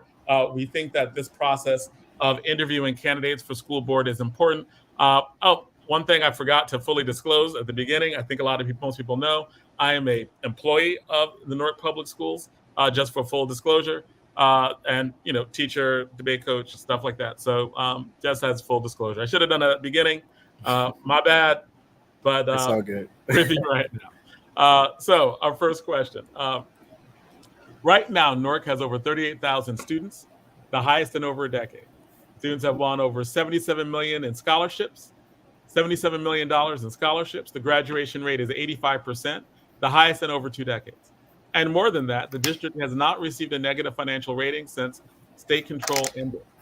The district has opened 8 new schools, including schools of fashion, global studies, data and technology, a science-based middle school, and has 3 additional schools slated to open up before 2025 that include a school of architecture and design and a media high school to open up in conjunction with the Lionsgate Studio project. What do you believe is going right in Newark Public Schools now? And what do you specifically want to change?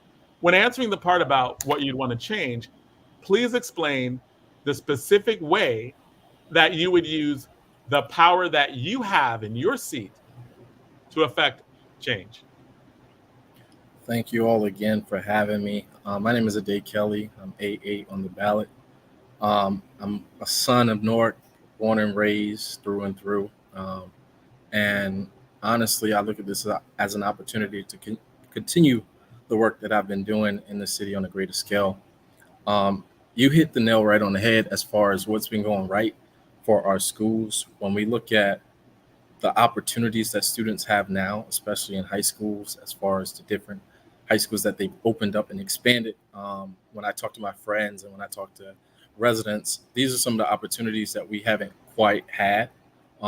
So to look at these kids and not force them down the college track, but force them more so career readiness, I feel like this district has done an excellent job at that. And I also want to commend the district on filling the gap of the vacancies that we just had throughout the pandemic. One of the things that I think we should work to improve, and I would work to improve as a board member, is our achievement rates. They're just low. And I believe one of the things that I would establish is working with the superintendent and asking the district to find local partners, local organizations who specialize in mentorship, who specialize in tutoring. I believe sometimes when you call in a community, especially the community like Newark, we tend to answer. So I would look and push policy-wise and as a guiding agent of the superintendent for him to, he or she, whoever that may be, to really look to build partnerships throughout the city with organizations who have proven track records of successful tutoring programs and successful mentorship programs. You would, so a lot of what you say in terms of, and again, this is part of the civics of the question, that you see the power of your seat as you have a voice in the community that could talk to other community members. Correct. All right. And honestly, we're that bridge. So the board is the bridge between the community and the district. That's why we're elected. So with that power, we want to always advocate for the needs of each and every family that we're serving, and work effectively with our district leaders. Okay. Donna, do you have anything to add, or Zai? So I'm going to be consistent. I wanted to know how would you engage our community? A lot of our members, if you heard the question I've asked previously, a lot of our constituents, they work multiple jobs. They don't do the typical 9 to 5, so you have to think outside of the box to get the information to them and kind of make time to explain what's going on a day-to-day and some of the issues. How would uh, what ways would you use to reach our constituents? I think that's an excellent question. I want to say I got into the education realm when I was about 19, which was about 8 years ago, because there was a lot of information going on about the district in its fight, in its push to regain local control that I did not know. So I'm that constituent who didn't know a lot of what was going on. Now, I had nieces and nephews, and I understand that we have families who work 2, 3, 4 jobs and do what they have to do to put food on the table. That's why I would guide the district to create more innovative ways of contacting and reaching our families. That's most important. I think information is power. And we have a culture within this city of if you are not three steps into politics, you're about 10 steps away. And I want to bridge it closer and closer to where, our families who are affected by, work and those things, health, have access to information. That's one of the biggest things that I've been fighting for in my fight since I've been involved here locally within the city.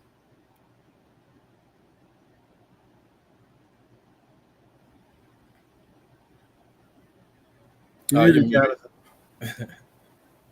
Are there any other questions before we move on to the next one? Go ahead. I know we're up against the clock. Okay. All right. So, excuse me. On January 24th, very well-respected community activist and leader, Chanel McLeod, CEO of Project Ready, wrote in the Star Ledger revelations that the contract of the Newark superintendent was secretly renewed 8 months ago without community input is a case study in how not to engage the community in an effort to improve our schools. She adds, so it was not just odd, but disrespectful, and further clarifies, and she further clarifies this by saying, respect looks and feels like transparency, honesty, and a genuine chance to be heard. So I'm asking, the board is a democratically elected body. They read the contract and made a unanimous decision, I believe twice, right? So the question is in two parts. First, given what Ms. McLeod said, what does democracy in education mean, and how will you fulfill it? Like, what does democracy in education mean, and how will you fulfill it? And the second part of that is, should charter schools adhere to the same standards of democracy in education? Why or why not? Thank you. I believe that's an excellent question to address Ms. McLeod's article, which I thought was amazing.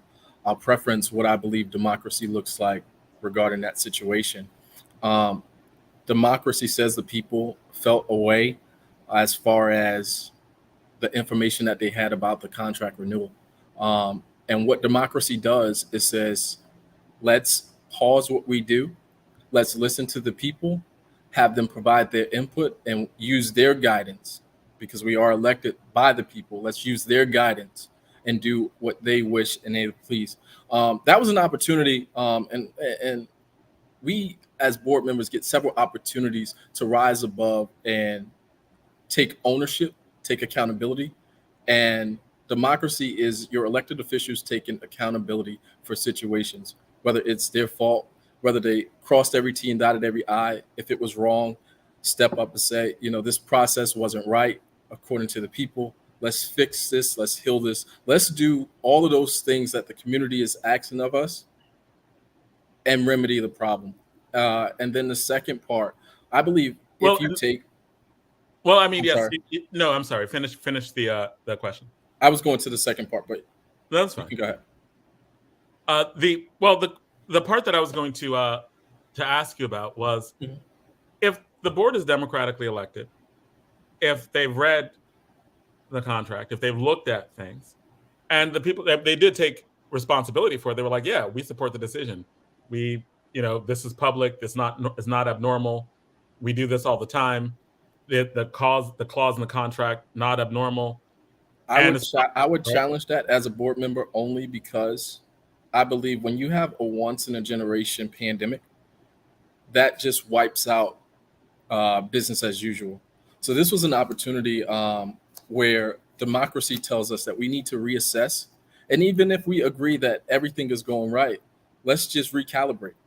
Let's just make sure everyone is okay. What everything that preceded 2020, that May or April, when everything shut down, kind of changed the game. And now we're out of that. So now we have to look at it with these set of eyes in these conditions that we currently are dealing with. Okay. That's what democracy tells us to do. So with that in mind, should charter schools, that second Give part. me 1 second. All right. Yeah, this is like my favorite part of the conversation, because it goes back to something that I've been talking about for a long time in terms of like just conversations about charter schools and their structures. So in terms of that second level of the question, you have a very strong understanding of democracy in public schools. Public money is going with it, very reasonable.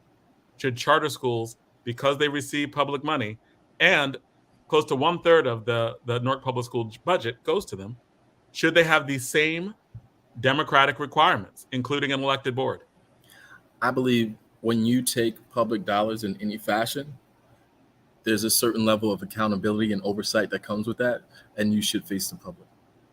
So does that mean that you would support them having to have, like, if there was legislation that said they needed democratically elected boards, they needed to have the same levels of transparency as public schools, you'd be like, definitely, no question about it?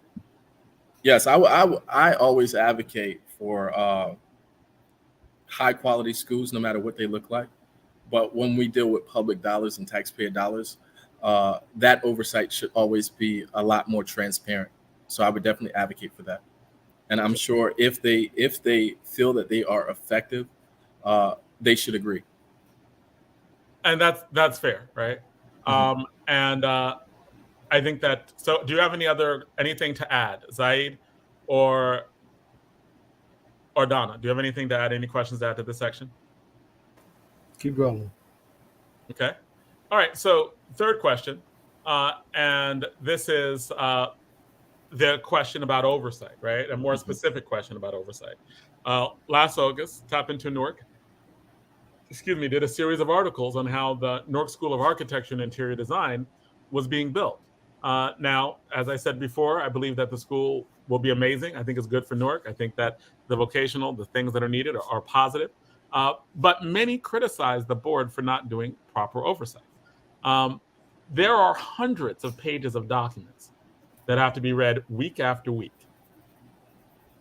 How will you conduct oversight? And more specifically, what in your background has given you the skills to do that effective oversight? I'm glad you brought that up. So I actually spoke out at the school board about the School of Architect and Design, and actually called on the school board to just say what it is and be more transparent and take it as an opportunity to remedy the public. I think the irony of that situation is that it's a great school, and I even admitted that. However, when you have a school that's supposed to produce the next generation of laborers, to have a labor dispute is just unacceptable. And it's even bigger when you are Newark, in the largest city in the state. So oversight for me in that sense is just stepping up to the plate. And I think what I have done successfully is I've maneuvered through different careers. But I think specifically when I was working for a janitorial company, I conducted a lot of audits in their accounting department. So if you ever audited union dues and things like that, it can be very long and very boring. However, it has to be done. That's the work that we sign up for when we put our names on the ballot and ask 10 people to sign up. We ask to represent the public, so we have to do what's necessary. And I'm also an advocate for the board transitioning to their own lawyer and legal team to conduct those things as well. Okay. All right. So I think that we're good for. Is there any questions that you have to add, Zaid or Donna? I'm gonna ask a tactical question. Why are you running by yourself, young man? Why am I running by myself? When I look back at my experience in just education, I have a few nieces and nephews that go to the district. I went to Belmont Runyon School. I went to McGraw Avenue. So my life has been Newark. My life has been public schools in this city. And, sometimes you just have to step up to the plate, right? Aaron Judge wasn't going to get 62 home runs if he didn't step up. So I'll take my shot. All right. And the last question. Who's your favorite hip hop artist, individual or group? Who are you just rocking with now? I'm going to give you two. Currently, J. Cole. I've been on the J. Cole trip since I was in high school. But historically, I'm a big Lauryn Hill fan. She's one of the greatest female MCs to grace the mic. All right, cool. Well, thank you so much. Thank you you for coming out. everyone should be voting on what's the date of the vote? April 25th. April 25th. April 25th. 8-8. And you're saying they should vote for who? Adé Kamil Kelly, 8-8. If you believe we deserve better. Thank you. All right, cool. And so Folks, thank you so come out, much. folks. Take it serious. Please. Yes. Absolutely. And thank you for coming out. Thank you for coming on.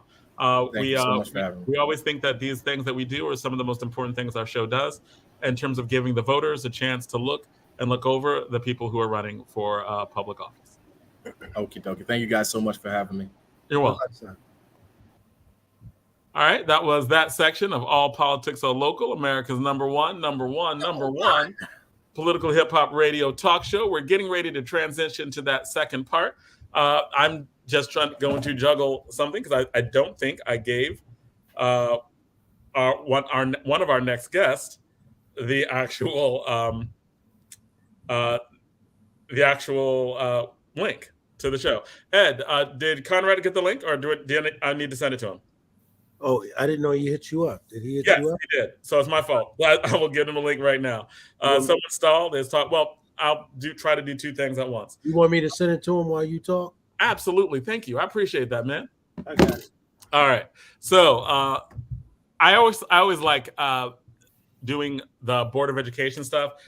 This year, it gave me a chance to really jump into one of the issues that I always think I've thought this is important since Cami, right? And what they were trying to do with charters. It seems like the inception of charters is they were supposed to be an experiment, which is why they weren't necessarily democratic in nature. They were publicly funded private institutions.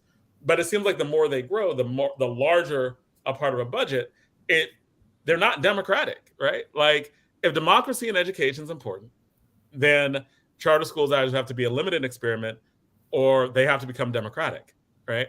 I don't think you can have both. I don't think it's sustainable to have 1/3 of the district's money going toward charters and them having no democratic accountability, which is why I really was glad to be able to get into it and have a conversation, especially with Tommy Luna and that second slate that talked about that when we talked about specifically what happened with North Star and what happened at Global and what a democratic response was versus one that had no democratic outlet.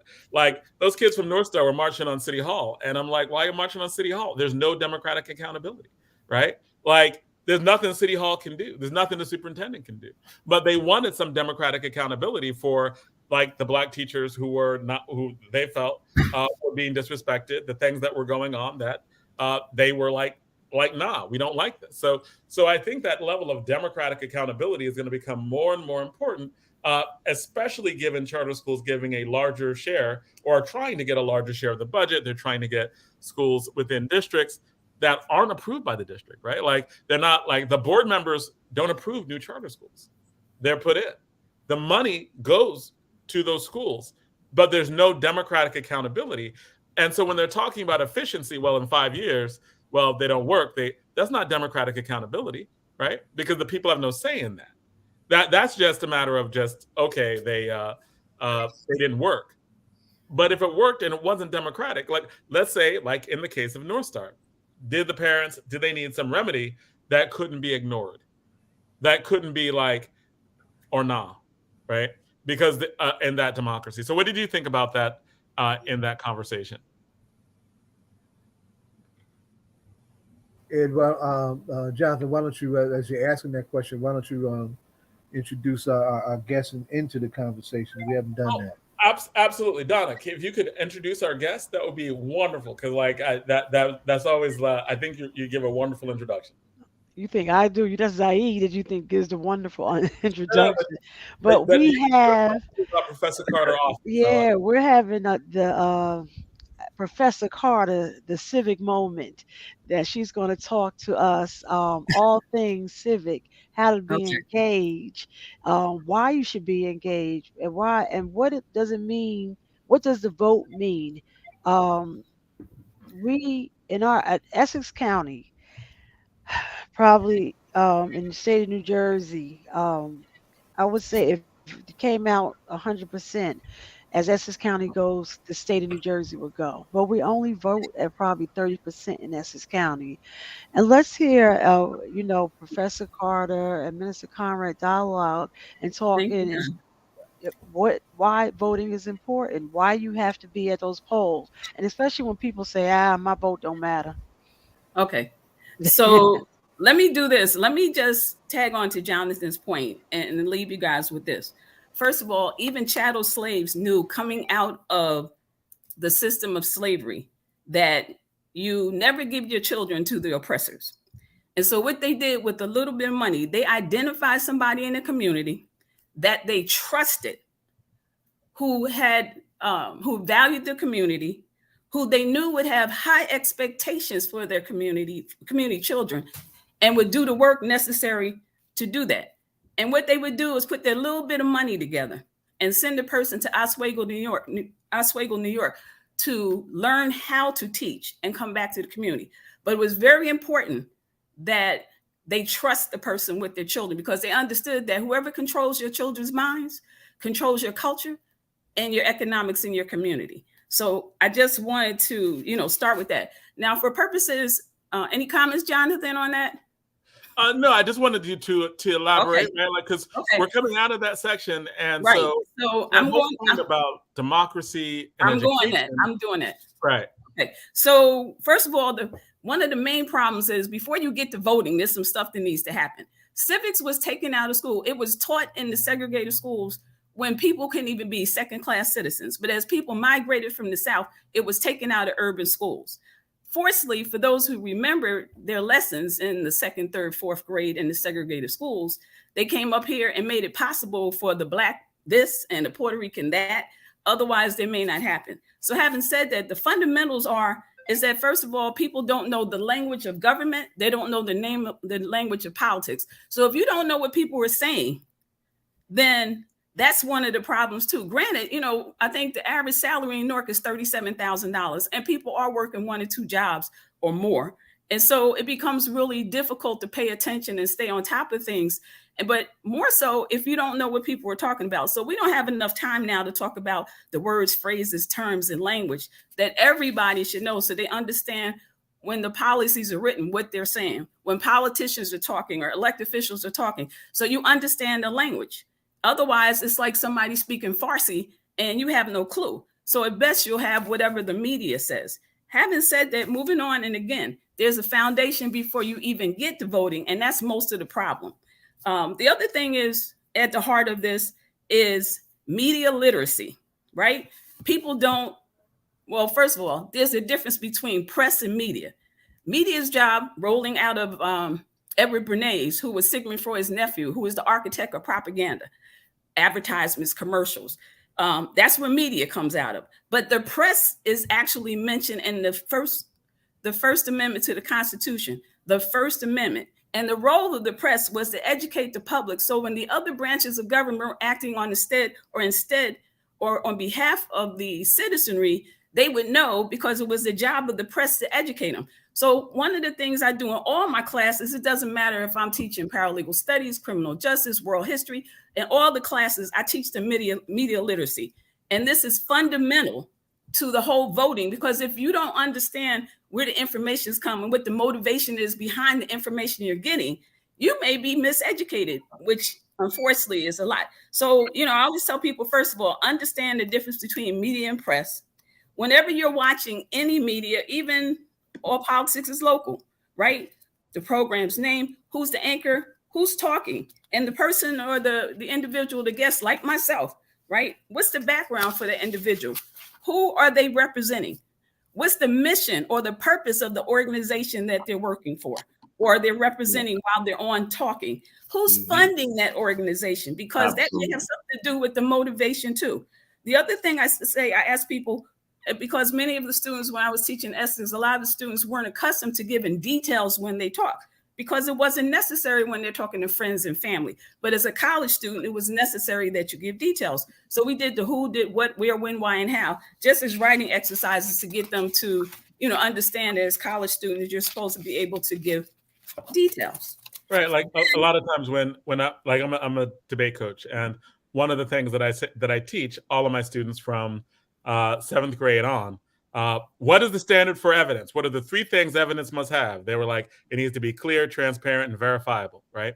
Right. And so those are the 3 standards that they use. Those seem to be the 3 standards that good journalism is based on, and good debate, I think, is based on the same thing. Exactly. Evidence needs to be clear. You need to be able to understand it. It needs to be transparent. So that means that when you go to it, right, that source, whatever that author is, right, like you know that everything you're using is exactly the way that other expert had it. It's verifiable, as in what's the credential of the author, right?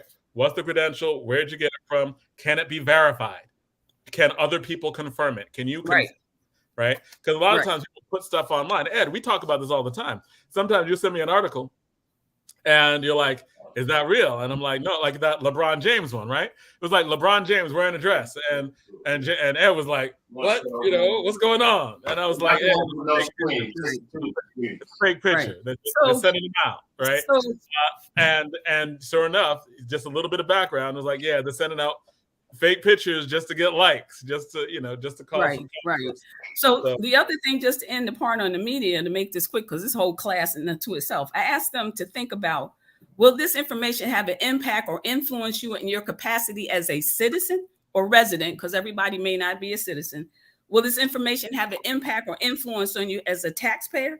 Will this information have impact or influence on you in your capacity as a consumer? So they get to think about, the decisions they make and how it impacts them in these different roles that we live in.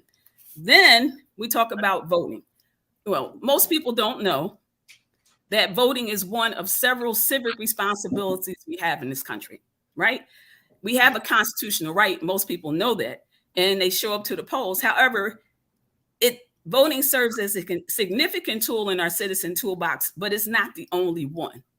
There's a whole bunch of stuff here. And as I said, knowing the language, understanding where you're getting your information from. So when you go in there, you have some idea of what you're voting for, what the policies are. You talked about charter schools. You were asking the gentleman, questions about why he wants to do it. The questions between charter schools and public schools and the accountability, right? People have to read to do that. So let me just go through the voting, and then I'll come back to what's needed. And on the vote, we're trying to have like a conversation in terms of the topic, right? Like, so I think that would just break off one of the things you were talking about in terms of that, and then we'll let the conversation go. We have our guest Conrad, who's on as well, and I think you raised really good points in terms of voting is more than just voting, right? And Conrad, do you want to jump into that, and then we can get into? I know there were some things that you wanted to talk about as well. And Conrad, I don't know if you heard in the beginning when I was introducing Professor Carter, I said in New Jersey, Essex County, I would say if Essex County came out 100%, as Essex County goes, so the state of New Jersey goes. And with that, but they only come out 30%. And how is that for, what you're in Brooklyn, the percentage that comes out, would you say that, in the boroughs, what are the percentages that come out, and perhaps and are they low, and do they understand? Yeah, absolutely. I first of all, I want to say the professor's words, and I didn't hear all of them, were certainly music to my ear, because all I've actually been advocating for and here and other places, and sometimes it's the source of great controversy, is that we be more discerning, more delineating, more critical in our analysis of the information we take in. I'm just so dismayed that we have folks who literally will sit on one channel, and as far as I'm concerned, that's MSNBC, all day, take all their information in from that one source and think they're well informed. And so I think, of course, that would be true of any source, right? And that would be true of any source. But I mean, of course, in our community, that's probably where most people park. But they're like a lot of other folks, they park on other networks, Fox or others. But the point is, you got to get a variety of sources. You got to think about, as the professor said, who's writing this? What's their perspective? Why are they writing this? What is their life experience compared to mine? And I don't think enough of our folks do that. They sort of take for granted that what they read is true and accurate. And as we begin to become more critical, then nobody's a sacred cow, and everybody's information has to be critically examined. So that was great. I enjoyed that very much. In terms of the vote, you know, I think what you're saying about Essex County is probably true in most of our communities. That's why I tell young people, you can't say the system doesn't work. You can't say that until you fully engaged it, okay? If we have 20% of our folks vote, for example, in my race, I told you I would go to precincts in Brownsville, only 12 and 13 people, sometimes 2 and 4 at the ED tables in that community voted. And so in places like Harlem and Bed-Stuy, and it's coming to a lot of other communities, 20 to 30% whites in Harlem and Bedford-Stuyvesant can now and has now controlled the politics of these communities. And that's abysmal. And that's not a failure of the system. That's a failure of us to fully engage the system, as far as I'm concerned. But Conrad, sometimes people only want certain people to vote anyway, right? Yes, but you don't know this, but my question will always be, who is the mystical they? Right. Because No, I got it. Yes, people who are running for that power don't want you to vote, but that's a given. Right. So the fact of the matter is, when we're determined and we know that we have to get out there and participate in the process because we want the power, then what other folks want is not really important. And you expect that in the contest of politics. I think that probably, and what both of you can comment on, we talk about how voting is important, but we're having a school board election where, you know, maybe 5% of people will come out, right? We have a lot of other elections where the voter turnout's low. What, like it, and I'm more focused on solutions with this. Are there solutions to this? Like, is there a thing or are we just going to be destined to have low voter turnout on the charter school issue? Charter advocate who's a really brilliant person. The pushback on democracy is they say that, well, people don't vote, right? Like I don't know why that's an excuse not to have democracy, but when people don't, like, is there a way to get people more actively involved? And because I think that helps to solve a lot of other problems, just that involvement. And also, Jonathan, these are, so if they don't come out on the general elections and not do this, but the school board, these are people who are going to affect what your babies, your babies. And you just said, Professor Carter, who controls the mind? You would think would be the highest, especially when you're not in a place where there's an appointed school board. And now you got an opportunity to have a say so. I think, as I said before, and Reverend Conrad mentioned, people are miseducated, a lot of them on purpose. The other part, when you talk about political elections, people only come out to register and to vote at certain times. So it's not an ongoing institutionalized thing. Jonathan, the answer to your question, it's not a simple answer.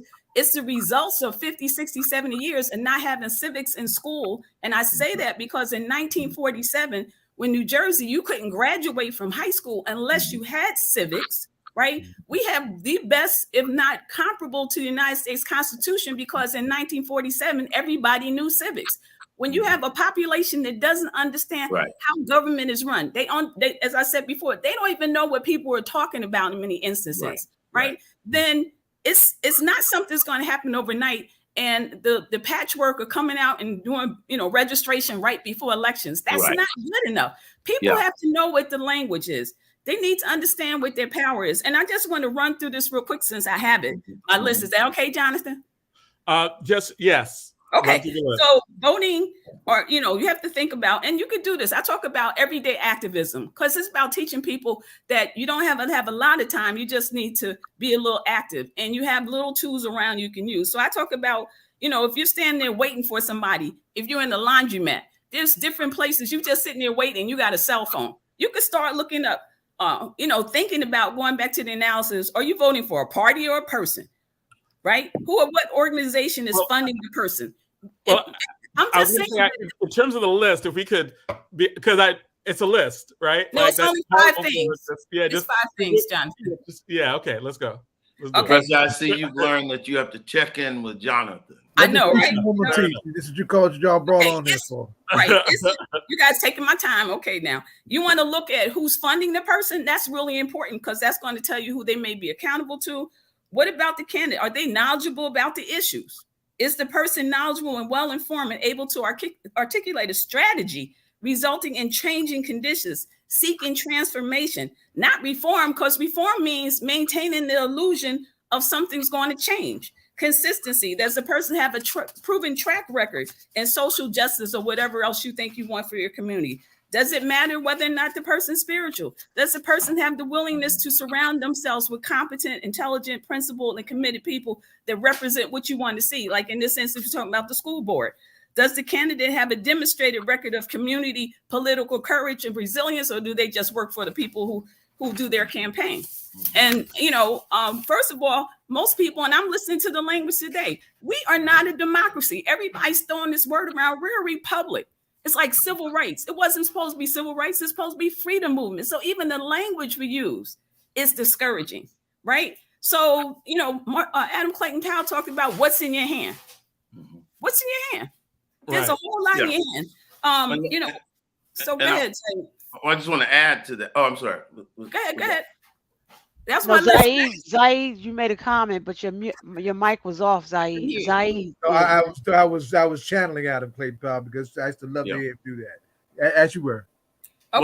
Well, I just wanted to add to that point. See, this is what we have to understand, and I think you're right, Professor. Our political education is largely limited to parties who have a vested interest in giving folks just enough education. But we do need churches. We do need groups like the Panthers. We do need groups like Larry Hand's group and others to engage actively in political education on an ongoing basis. Because, see, the thing is this, and this is why people say, well, your analysis has changed. Well, yes. Well, first of all, Muhammad Ali said, the man that thinks at 50 the same as he did at 20 is lost 30 years. So one would expect that as a person grows and learns more and observes more, sees the successes, sees the failures, sees what works, what doesn't work, that one would change. And one of the things I'm convinced of, whether it's economically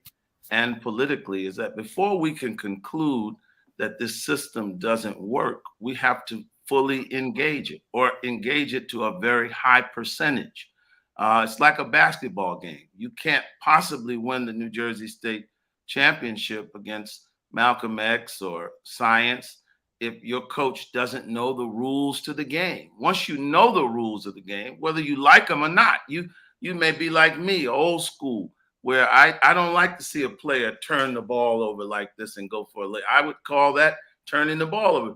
But you got to learn the rules of the game. And that's what that political education is about. It's about teaching people, this is what you do. Because let's face it, why would you not be concerned about your babies? And if you don't have the wherewithal or the gumption to go out, participate in a race or watch a race that affects your baby's education, whose fault is that? And the question is, do we really want to be free men and women? Because democracy or we are a constitutional republic, so we say democracy euphemistically. We're representative democracy. But the point is, it's a plethora. It's a smorgasbord. You can choose to sit at home and watch Housewives of Atlanta. You can watch the game. You can play video games, or you can go vote. That's what free people do. And if you don't go vote and your interests aren't represented, how can you blame a system that you're not actively involved in? That's my agency analysis, because I don't believe, lastly, that all of this game is so stacked against this tremendous people that Garvey said, up you mighty race, you can accomplish what you will. I just don't believe that this system is so great that we cannot achieve, because I've seen it in our history. We've always overcome when we're engaged. So that's my take on it. People get mad, and I understand that, but that's what it is.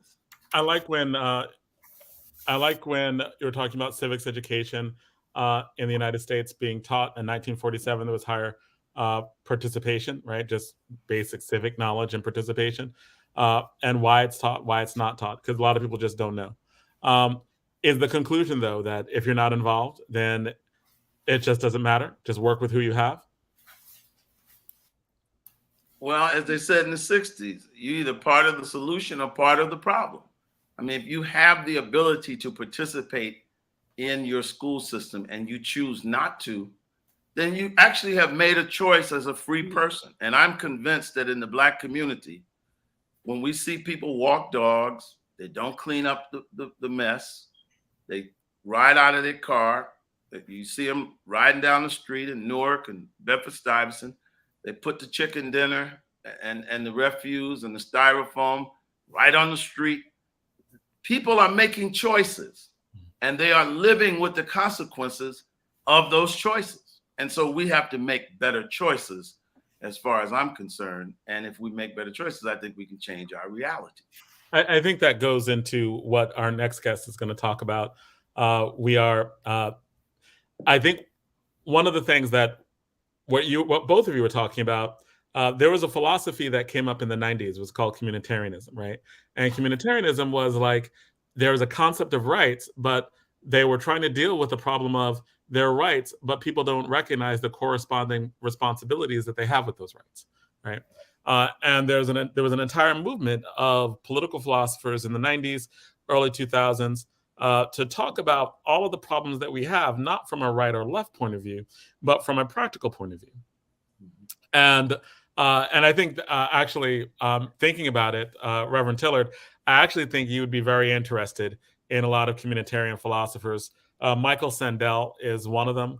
And I think that they might speak to a lot that remind, when I said that, when you were talking, it's about what do you want in your community, and what you want in your community, the common goals we have, well, they tied to certain actions.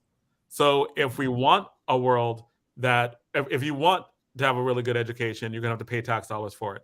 If you want a clean community, you're gonna have to make sure that you don't like throw stuff out in the streets, right? And everyone is obligated to, like, our obligations come from our shared goals. If we do actually have these shared goals, then our obligations stem from those goals. Let's talk about what did you say his name was? Michael Sandel is one of them. He's one of the I'm most sure he says it, but Du Bois said it first. Booker T. Washington, Elijah Muhammad, Marcus Garvey, Karanga. I mean, and I'm not diminishing knowledge from any source, but we've had these messages. This is one of the things I challenge us to think about. We went from Emancipation Proclamation 1865, we were largely an illiterate people. Within 50 years, we were one of the most literate people in this nation. We went from, as Jesse Jackson said, from the outhouse to the courthouse, from slave ships to championships. We've shown that we can do it. The question is today, with this smorgasbord of freedom in front of us, what do we choose to do? Buster Soros, a great minister in New Jersey, has a program called Debt Free. And if most of us would look at our financial situation, most of us, he had what? I've known him for years. We need to get him on the show. Yeah, I mean, he says being in debt is a choice that we make. It's what we buy with our money, what we do with our money. And we all are, we wrestle with all of these things. But the point I'm making is, I think it would be much more helpful for us to always have these conversations from an empowered perspective, because it means the victory is within reach. And that's why I subscribe to that great philosophy of those teachers that I just mentioned, because not that Zendel didn't give us something good, but they already gave it to us. You know, I like the way you did that too, because even when I did dueling papers, right? Coming to the same conclusion. I used them for one paper for one class, and I used James Baldwin and the Nation of Islam for the other, and they had the same conclusions, right? Yeah. And they had the same conclusions that stem from community, right? And community up, like what are your obligations to each other? The Nation always talks about our obligations to others within our community, and what if we want a certain type of community, then we're obligated to do certain things, and that's where our morality comes from. So I think that these types of conversations are important when they lead to those conclusions. Now, this leads us right to our next guest, right? And our Rutgers is in the midst of a strike, and we want to find out some more information on that. But I believe that unions are one of the last places where they are actually talking about, like, here are our goals. And if we have these goals, then here are our obligations to these goals. It is the way, yes? I was going to say, I grew up in a we community. And what we need to realize that people never deal with, there's a difference between the Reverend's normal and my normal, my grandmother's, my great-grandmother's normal. After 50 years of heroin and crack cocaine, and I'm telling you, because I do foster care, I actually represent people who are adopting these children. The number of children in foster care is off the chart, and the impact and the dynamics of it. We do not have the Black cultural institutions that were there before to support these children. So we need, we need to understand there's a difference in the normals, and their normal is totally different. When we take, and you talk about unions. So we're getting ready to move on to the next segment. And that's true. Unions are we, we're going to introduce our next guest. We normalize gangs, thugs, killers, calling women B's and H's. We've normalized that. That's where we're shifting conversation. That's my point. We got to get back to that. All right. Reverend Conrad. Donna, wait. Donna, no. We are way over. We have a guest. My only question is, can we see you guys back next month? That's all I want to ask. Absolutely. Yes, we will have them back. Right. See you back next month. Okay. We got to do this sometime. You're going to be like, no. You guys, your Democratic discussion getting a little wild now. You know that, right? See you next month. Yes. All right. Same back time, same back channel. Yes. But we take care. We have our guest that's on for representing the unions. So we want to make sure that we get this out. The Rutgers is in the midst of a strike right now, and we're trying to and we are glad to have you here. Zaid, you can introduce our guest. You were like, yes, we've got the people who are striking at Rutgers there. I believe this is the largest strike that has happened with Rutgers, and I believe it's Rutgers' first and only. The first and only strike. Remains to be seen if it's going to be only, but it's okay. The first strike. Rutgers' first strike so far, and this is a strike of faculty, as in professors, and so tell us what's going on. I've read stories about professors needing food stamps in other campuses, right? Like professors, like the workload, not being able to afford to live. This seems to be part of a national ongoing problem in academia. Talk to me. Right. So, hello, everyone. Thank you for having me again. This is so exciting for me and for our union members to be here today. It's not just faculty, right? Our unions are coming together. So we have full-time professors, tenure track professors, non-tenure track professors, grad workers. We have educational counselors that are in this space. We have our medical staff. They're also striking. It is all of us, right? We have our postdocs striking, our fellows striking. It is quite literally all of us striking today. And it is across our campuses. So Newark, Camden, and in New Brunswick, we are striking, we are picketing, we are withholding our labor across these campuses. We are asking for what we believe to be reasonable asks, right? We're asking for livable wages for our grad workers.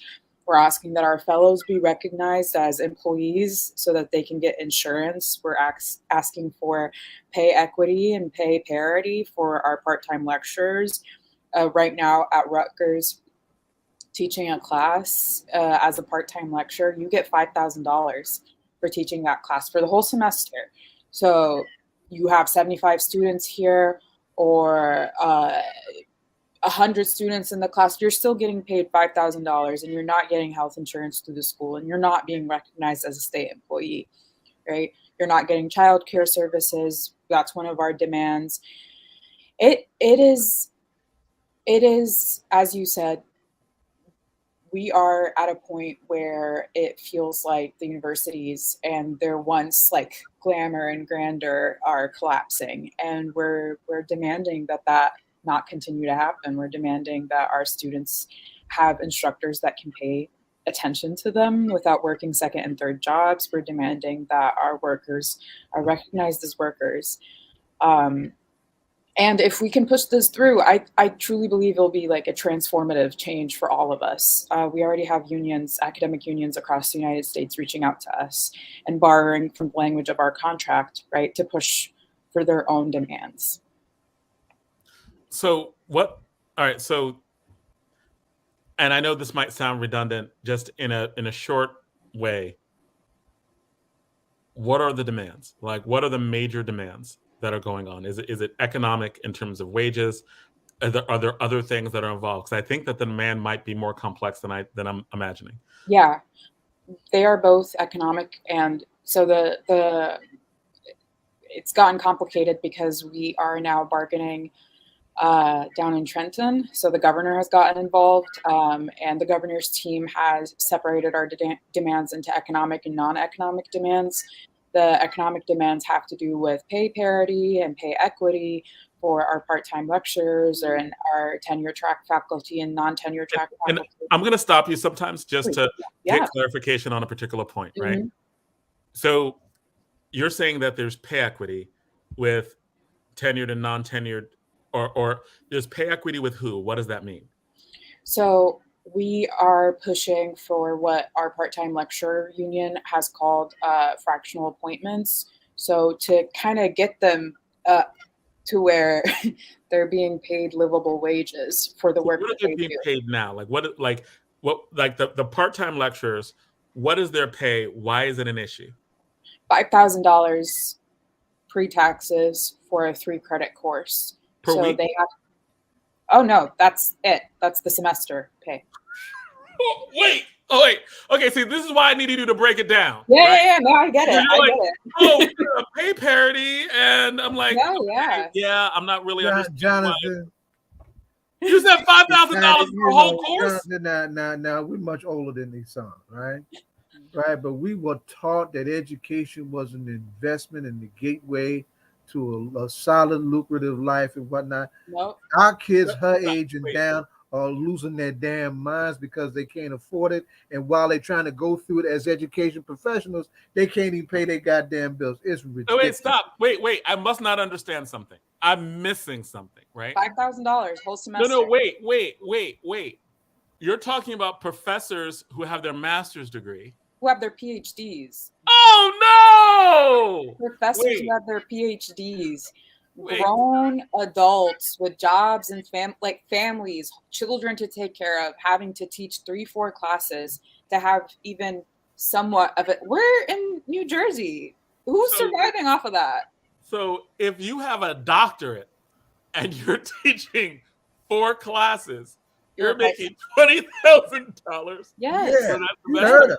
You're making $40,000 a year And you teach 8 courses? They have no job stability. So they have to apply. These are PhDs who have to apply for their own position every single semester. And they could be fired at the drop of a hat. Yeah. Okay, so and I think that this is why the conversation is needed, right? Because when you're like equity and we're fighting for, and I'm like, all right, so I'm not understanding. Like I'm not into I don't know the issues like that.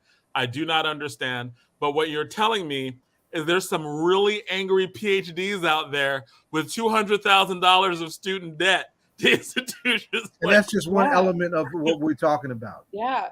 And our part-time lecturers, they teach around, I think the last time we calculated it, around 35% of our classes. Our adjuncts are are dedicated to their students, right? It is because they're not there to do research, right? They're not, with all love and respect to our tenured faculty who have job stability and who have like long-term positions at Rutgers, they're researchers, right? Our adjuncts, our part-time lecturers are there for their students. And students will tell you that. Like, we've gotten this analysis from our undergrads. So, all right, so that's one aspect. You have part-time lecturers who are like doing full-time. Well, is it also that the part-time lecturers are doing, because you said like what percentage of course is taught by people who are quote part-time? Is it part-time like as in like are they supposed to have full-time jobs when they do this? It's old school, right? Because the old school university makes the assumption that if you're a part-time lecturer, it's because you like teaching on the side, right? Because you have a stable job that's paying you hundreds of thousands of dollars and you're an expert in your field, so you're just gonna take this as a side hustle or something to do in your free time. And that's not the reality. Our adjuncts are full-time professors with no offices to go to, nowhere to have their office hours with their students with, and no job security whatsoever. Our adjuncts are full-time professors. And is there a higher percentage of adjuncts teaching courses now than maybe 10, 15, 20 years ago? Absolutely. And that goes into the conversation of like the adjunctification of the university across the United States, right? So universities pushing for jobs like this and pushing people into positions like this because they get to pay them less legally than they would have to a tenure track professor who eventually gets paid $100,000 a year for the job that they do, right? This has to do with the changing landscape of academia. And And you so know, what you're trying and to I do just want is to, I want to just say, because I used to work for a union when I worked for CUNY, how adjuncts, after they finish their semester, if they're not going to be rehired for the next semester, will end up um, applying for assistance through That's right. food stamp. Food Yes, and stamps. That's right. like Yep. that. So we really need to look at that. And Yep.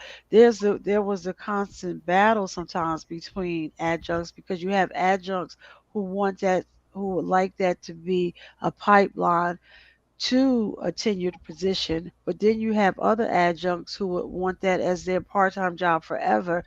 But instead of them supporting, and that's fine if you don't want to be full-time, but still support that I do want to be, and not let this not be a division amongst us. Mm-hmm. So really, like, so is part of the demand also so the part of the demand is either pay adjuncts full-time as workers or hire more tenured professors? Equal pay for equal work. That's one of our clauses, one of our chants out on the pickets: equal pay for equal work. And if we're not, like, if there's an issue with paying us for equal work, right, let's create more tenure track lines. Let's get people into job stable positions. And I it's like I said, right? It's across the United States. It's not just us. CUNY has it. Amherst has it. Right. The California systems have it. Like, all of us are experiencing this. Universities are pushing to adjunctify our teaching faculty so that they don't have to pay them tenure track line money. It's one of the issues, Jonathan, we have an issue with the fight to reclaim Africana studies and Latin American studies at Seton Hall. Those are some of the issues underneath that. That's why Kelly Harris was the way he was treated, because they knew once they put him in position to stabilize that department, they would have to do that throughout the department. That's one of the things they don't do, in addition to being afraid of the dark. Mm-hmm. So what that means, like you're talking about a professor who wasn't really given that whole tenure track money, was lost to a really great institution like UPenn, but they just didn't want it because they could have they'll hire adjuncts to do, and which they have, right? Like, they've hired an adjunct for someone who was potentially tenure track.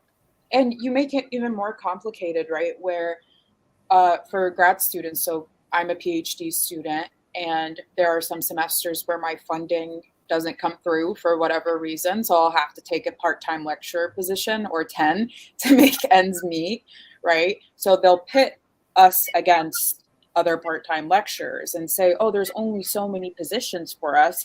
And if we have to, like, prioritize the grad students, and then you'll have a person who's been teaching for this university for years upon years upon years not being able to get a position because the university creates like this artificial scarcity, pardon me. So it's academic Hunger Games. Yes, exactly. Right now we're embargoing, and they're giving us like they keep giving us like this pot of money, and they're like, you guys divide it, and they want us to fight over who gets what, right? So it's like the beginning of Invisible Man, Battle Royale, right? Yeah. Almost literally, right? Because like that was in the novel, that young black man come make a speech, and it's a boxing ring, and they're throwing money out, and he's making a speech, and they're fighting each other over money. Right. It sounds like they're doing that to you. They've created a battle royale. It's artificial. It's not real, right? The university, Rutgers, has billions of dollars. And I'm not talking about their endowment. I mean funds that are readily accessible to them.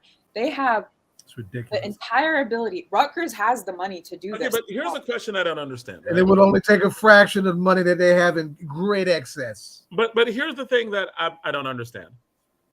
Rutgers hires a lot of support staff, right? Like you have you have secretaries, you have people who, you have deans, you have assistant deans, you have people who are running the administrative side who seem to be compensated, right, pretty decently. But it's an academic institution where it seems like at least a bulk of your labor costs would go to the academic labor, right? Like, so. Duh. The URA, our staff members union, they're with us, right? They are doing everything they can to support us. They don't have, their situation's a little more tenuous than ours, so we're not asking them to like be out on the pickets with us, but they're with us and they're supporting us to the best of their ability.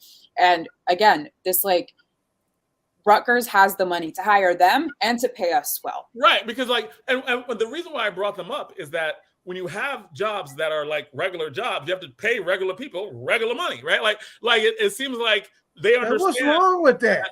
Right, like they understand that if they have, if you have a dean or if you have like secretary staff, or if you have that, you have to actually pay them competitive wages. It just seems like why do the PhDs become the serfs? Like it just seems and it's not saying no one should be a serf, but it just seems that when your goal is to teach kids and they come for the professors, they come for the academic institutional training, and it seems like you're indentured servants. Question also, I think I understand the whole the indentured servant came to mind, and they're adjunct, right? Not indentured, but adjunct. So the adjunct professors, right? Indentured adjunct get paid $5,000 per semester, nothing guaranteed, purely part-time, only geared toward, hey, if you could do it, do it. Which means that, if they actually needed that work, which it seems like they do, some do, they probably should just leave and become teachers and work on a pace. We should have a whole lot of PhDs in high schools right now, because high schools actually pay not well, but $5,000 a course. What are the other issues, right? We got the adjunct. Who else is beefing? Who's beefing? My beef is with sports, right? Why are coaches getting paid millions upon billions of dollars every year? For what? I love our sports teams. Those undergrads put in the work. They work hard for what they're doing. But we have coaches getting paid salaries of millions of dollars a year, right? We are funneling money into our sports programs our global affairs major here at Newark just shut down. They're talking about shutting down our writing program, right? Where is the money going? Students want to know that as well. Students are asking. Most of the students that we have here in Newark are self-funded, right? Our kids here, they're not relying on wealthy parents or generational wealth. Our students here work and take out loans in order to go to university, right? So they're asking as well, why am I being charged all these fees? Where is the money going? How is it that I'm spending all this money, right, on going to school and my professor isn't getting paid? I was honest with my students last semester when they asked me, oh, why aren't you teaching next semester again? And I was like, guys, I can't teach 75 students a class for $5,000 and still somehow do my own research. Right. I had no TA, no grader, nothing. Still somehow do my own research and graduate. Like, wait, hold on, back up. Adjuncts. Not only are you teaching and getting $5,000 for it, they put 70. You're kidding about 75, right? It's no, not. I had 75 students. No, 75. I had 75 students. It was $5,000. $5,000, 75 students. It was a criminology course. You said it was criminal that they forced you to teach 75 students? No, it was a criminology course. Oh, okay, I got it mixed up. Oh, yes.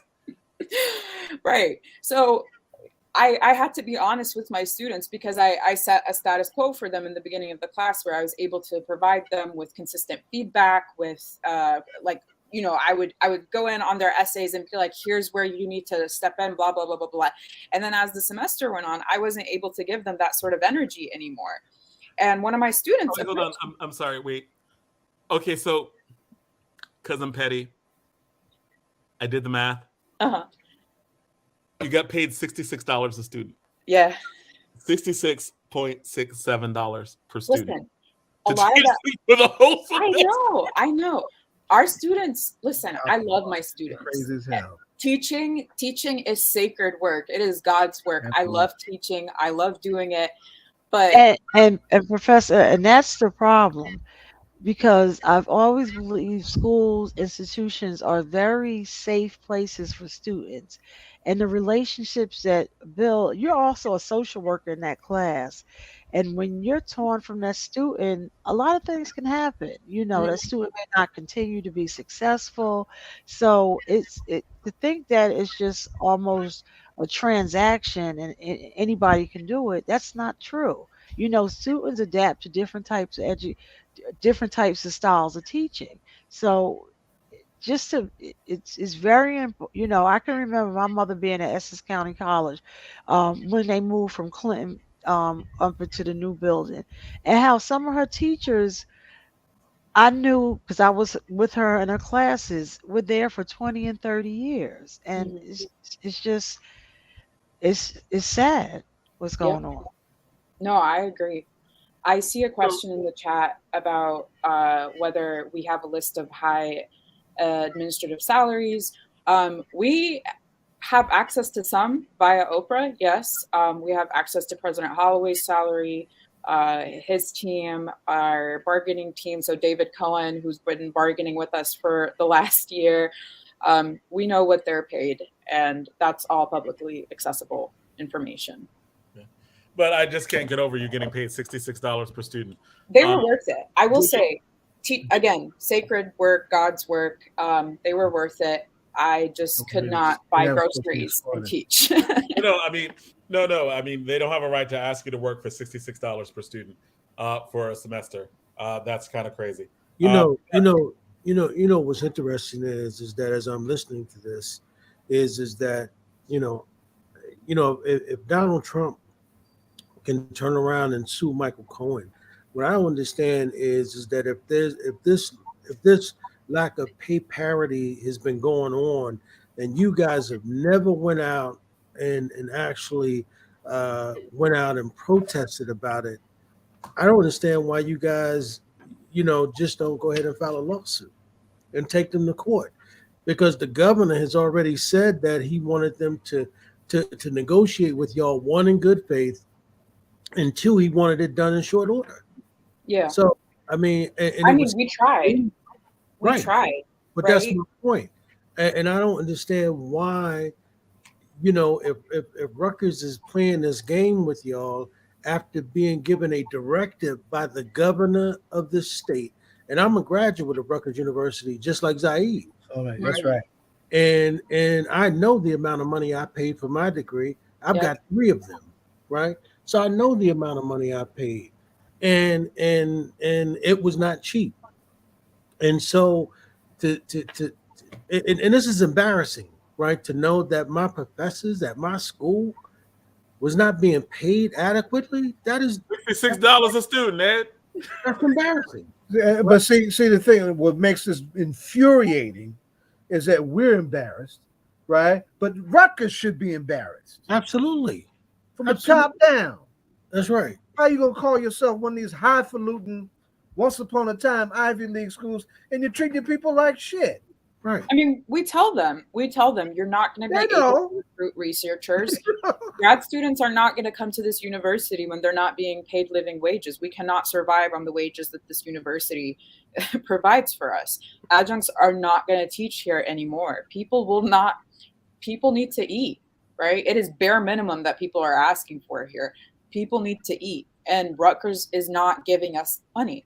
And on you compound the fact that Newark is in Camden already screwed over by New Brunswick, right? Part of our ask, part of our demands is equity between the campuses. So even professors who are highly paid here are paid less than their counterparts at New Brunswick. That leads me to the question I was asking. You talked about adjuncts, right?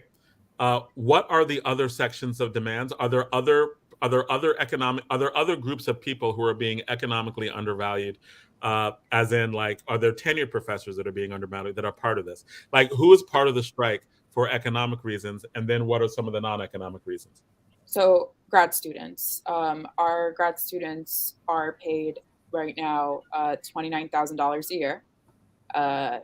We teach. We are full-time researchers for the university. They say it's a 15-hour work week, but that's just not reality. For most of us, we work in labs, we work in classrooms, we produce cutting-edge research for the university that they're really proud of. And we assist professors on their publications, and we support our students. We are, we are full-time workers for the university that get paid, and with families and responsibilities and obligations and clauses in our contracts that tell us we can't take outside work despite being paid $29,000 a year. We're instructors of record in our classes. So part of what's happening right now, and part of what makes this contract so transformative, is the fact that we're going kind of bottom up, right? So our tenure faculty, who are the most protected and have the most stable positions in our university, have taken a lot of cuts, which they shouldn't have to because Rutgers has the money, but they have been willing to bear the brunt of conceding for their asks in order to support part-time lecturers, so adjuncts and grad students, and to get us at a living wage. And I misunderstood that. You're saying who was making the sacrifice, like in the demands? Our tenured faculty. Wow. So the tenured faculty are actually being underpaid now. Right? They're paid well. They're paid well, but they are due for raises, right? And they are due, like, inflation is happening to all of us per their contracts. They are due for raises, and they have been largely willing to concede a lot of their initial demands and like merit raises in order to help us and to support us in the process. So what you're saying is that they looked at y'all pay and they were like, that's so, like, they're hurting, right? They're like, we got to think. But they look, wait. But the professors, the tenured professors looked at their pay. They were like, damn. And they're like, we heard, but my bad. Like, we have food. Like, we're not on food stamps, right? And they like, we'll give that to you. Is that really what's going? Is that really the state of negotiations right now? I mean, who's living on $29K up here? Yeah, but Jared, listen. You don't need to go to work for $29,000. Let's be honest, right? I make $29,000. I don't even get up out of my bed, and I make $29,000. So I mean, that's just embarrassing. And then I'm saying for you to even say that, right? With your level of education, to say you make $29,000 a year is disgusting. Yeah. Wait. How do we inspire kids to even want to go to school and put up with that mess? Yeah. As a matter of fact, it's don't get your education. That's right. Don't get a Which PhD. also, which brings us to a bigger question. Why is this so important to our broader communities? What is happening with the devaluing of labor in all of our communities? And as only a fraction of the population is making ridiculous money. This is the ugly side of what capitalism looks like. Let's make it plain. Right. And so it's really, it actually, depending on how this strike goes, we're not going to have PhDs. We're not going to have them, right? Because Newark Public Schools is starting at $62,000 to teach high school kids. If you're a PhD, teach in Newark, right? Like, as a matter of fact, the Newark Public Schools put out an ad for all the tech workers who are being laid off. Real ad. They were like, you've been laid off from tech? We got science jobs for you to fill. We start at 62. We go up. Got your master's, got your PhD. We, unlike Rutgers, we value that, right? And they'd be like, we will give you extra money on top of it for having your PhD or for having your master's degree. And you could probably negotiate up, right? So if you're in demand, you can start off at $70,000 in Newark Public Schools and higher and in other surrounding areas. Like, I don't know what the implications are for the future of PhDs and the future of academics if you lose this, because I do not know who would want to do it besides someone who was already independently wealthy. Yeah. I mean, that's the thing, right? That we're telling them about this being a class and race issue as well, right? Absolutely. You come into this space, you don't have money, you don't have support. What are you supposed to do, right? Like, what are you supposed to do? We have students here, grad students, who are at the forefront of cutting edge scholarship on violence, on state violence, on queer issues, on cutting edge medicine, that are not able to complete their PhDs. Within the span of the pandemic, there were 3 people who dropped out of my department, and I'm in the criminal justice department, right? These are bright, brilliant scholars who could not make ends meet and dropped out of their PhD programs because they needed to find full-time jobs, and it just wasn't cutting it. Right. And as much as we love theory and we love education, we love research, we got to eat. Right. It would seem to me that what you all should do is, and this is, coming from a media perspective, you guys ought to have some sort of public town hall, right, to embarrass this university.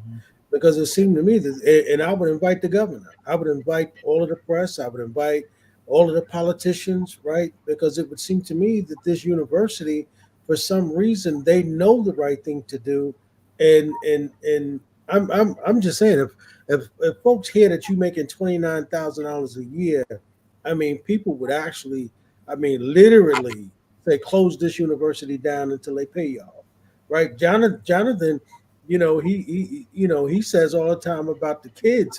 Well, Jonathan, I'm going to start saying, well, how about pay these professors? Right. Pay these grad students. Pay these grad students, right? Well, pay them kids, right? It's like you are literally, like, they have a structure for you that is demeaning. That's dehumanizing. Like it literally is. You don't. It's kind of like. Hey, Jonathan, let me say, to be our role models and our gateway to Zaid, and I want to say, when I was at Rutgers, I had some great adjunct professors. They were dope. They was broke too.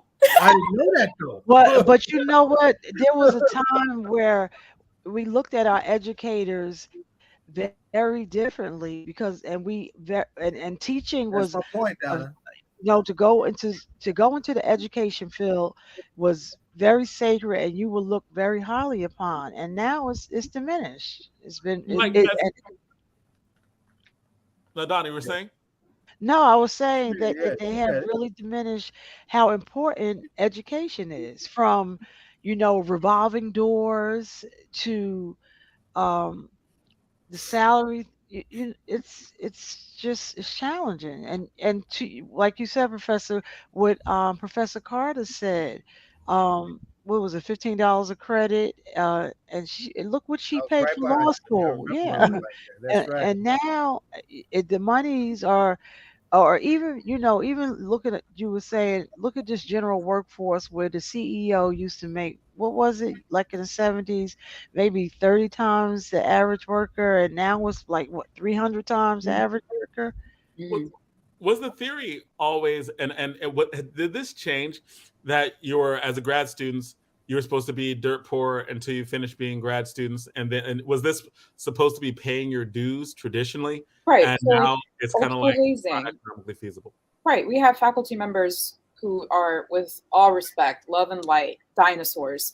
And they tell us, this is how grad school is. You're supposed to be poor. You're supposed to be starving, and that'll get you to finish your degree quickly. But that's not going to fly. We have families and we have responsibilities, and we work full time for this university, and we deserve to be paid wages that reflect that, right? And go ahead. I was going to say, along those same lines, was it a time, or the people who've been there for a long time, was it a time where the professors were white, middle class? They either married somebody who was working, or they were their parents, right? Like, you had an entire, like, poor people didn't become professors. Black Yep, Latinos exactly. didn't become professors, right? Exactly. There's an entire, like, the entire understanding of inclusion is antithetical to the very privileged system of academia that existed before. That was only the only reason why academia was able to exist by those rules was because of white privilege, white supremacy, racism. Yep. Right? Do they understand that? No, and yes, right? They're aware that there is a racial discrepancy in what they're saying, right? They're aware that there's something there, but when it comes to them, it's because they pulled themselves up by their bootstraps, right? It's when it comes to them individually, no, I worked hard for this. And there's no introspection on the system that allowed for them to get to where they are and get paid $300,000 a year to not teach. So they're not listening to the critical kids who are grad students. I mean, who are talking about systems of oppression. Like, you literally are talking about systems of oppression and systems of economic inequality. That is what you were studying in the university. Is anyone like, here, we wrote this paper, it could explain why you need to pay us? I mean, you would need them to understand us as adults, right? They still look at grad students as if we're like children in this space. Yeah. But a point that I do want to bring up that I think has like huge ramifications of this strike, or possibly huge ramifications of this strike, is the injunction that President Holloway is hanging up over our heads, right? So at this point, there is no law that bars us from striking, from picketing, from withholding our labor. It is neither legal nor illegal. New Jersey law has nothing to say about it. But if the university decides to file an injunction against us and order us to go back to work, that's when it becomes an illegal action, right? And that's where it's going to get dangerous for us to be out on the picket lines. And to this point, Governor Murphy has so graciously stepped in and gotten Holloway to pause on the injunction, but we're just waiting, right? And when he does that, he will be a strike breaker, Holloway, and he will make our action illegal, and he will endanger us being out there. Well, what is that? So right now, just what is the state of affairs of the negotiations? They are having a meeting right now. I turned off my texts so that they would stop texting me. They're having a meeting right now. We are still bargaining over economic issues. We have a long way to go. I will be frank, the governor's office are pressuring us a bit into accepting an offer that would, get us back to work. But until we get an offer, until we get a tentative agreement that does us all right, we're not going anywhere, especially here in Newark. We're not tired yet. We still have energy. We're not going anywhere until we get something that benefits all of us. And you said when. So when President Holloway files an injunction. So y'all do expect that he's going to do that? Yeah. I hate to be like a fatalist about it. I think that if we go into week 2, that he will. The the campus cops have been very nice to us so far and very supportive so far. I'm not looking forward to seeing them change their tune if an injunction happens. Yeah, we're just waiting. An injunction doesn't scare a lot of grad students. This isn't, for a lot of us, this isn't our first rodeo, but we're trying to inoculate our members against being fearful of this, because we got to keep going. But that's why I think you need organizational support, because organizations understand what that is about being arrested and fighting for parity and fighting for justice and so forth. And it would seem to me that if you're now getting pressure also from the governor, I think that the governor need to understand that he's an elected governor as well. I mean, I get it that he's not going to run for re-election, right? But that this could also, in my mind, hurt his legacy, right? In terms of how he stand with you all. I mean, after saying he does, right? And then telling the university to negotiate with you all in good faith. So, you know, and if President Holloway does file the injunction and he supports that, well, you know, I don't think that's a good look. And I would think that that's why you all need to put as much public pressure on this university as y'all can muster and put together. Y'all already had one of the most respected community leaders with y'all and said publicly, Larry Ham, that he supports y'all. Larry's one of the most. The Speaker of the House, came down and walked. Yeah, the Speaker of the Yes. House was there. Yeah. Yeah, the Speaker of the House was there yesterday. Y'all need all of that. Yeah. And that just asking, I'm looking at the things that President Holloway wrote, right? Like he co-edited Black Scholars on the Line, race. He's a civil rights historian. And the American 20th century. Like he is like when I said, do they get the thing? I didn't realize that. Yeah, they do. On it, right? Like y'all shouldn't have to educate him on this because he literally wrote books on labor that dealt with civil rights history, that dealt with labor movements, that dealt with like social equity and class, and should really have a thorough understanding of like what it is, like the stakes to race and it's class. that old movement song. Which side are you on? I mean, which side are you on? He's not on our side, that's for sure. And also, we had circulated a letter that was signed by his original dissertation committee. So his mentors and his instructors, they are standing against him, and they are shaming him. You are a civil rights historian. You know what is happening. You are on the wrong side of history, right? This is Jonathan Holloway. He is one of the most respected scholars on civil rights history in the United States. And he is and has not been bargaining with us in good faith for the last year. We are on day 290 now, I believe, without a contract. So I know we're finishing up this segment. We're gonna have to get you back on. We need them to win, so they don't have to come back on. When they come back on, I want to hear what she's teaching about. Right, she's a wonderful teacher, right? And want to hear about Rutgers. And hear about how you won, right? We didn't get into the non-economic concerns, right? Excuse me. Very, very briefly, I'm just curious, what are the non-economic concerns, like very, very briefly? We're asking for better conditions for our undergrads, right? Right now, our undergrads are living in dorms that are molding. Their heat hasn't still been turned off. They're burning up in their dorms. Their buildings are falling apart.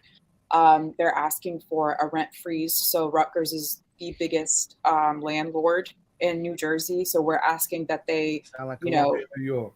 Yes, exactly. We're asking that they create, yes, Professor Carter, it was Juan and them. They've been on the picket with us every day for the last few days.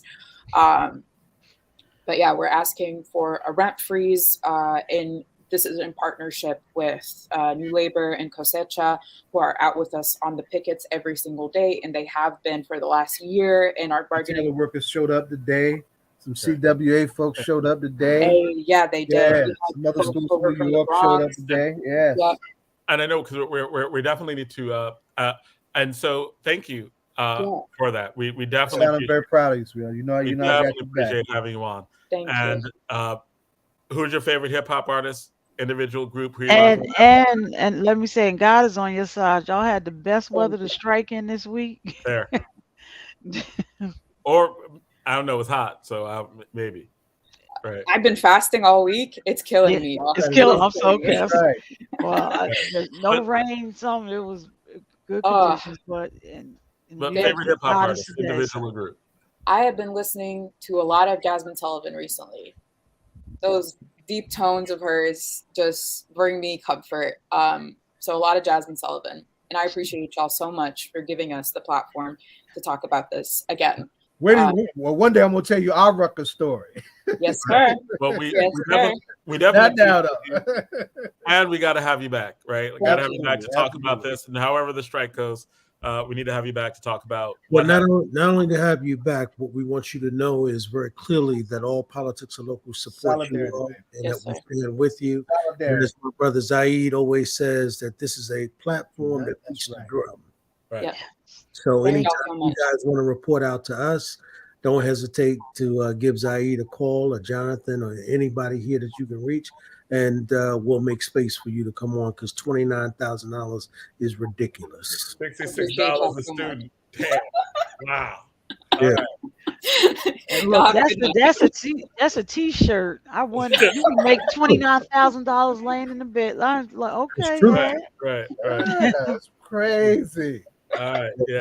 Well, glad to have you on. Yeah, and as you go, I remember on one of the strikes at CUNY, and when they was doing the $15, and a person from another country, Norway or something, and they was like, "You're talking about a minimum wage. What about a living wage? Absolutely. This is 15 is not right. a living wage for here." Absolutely.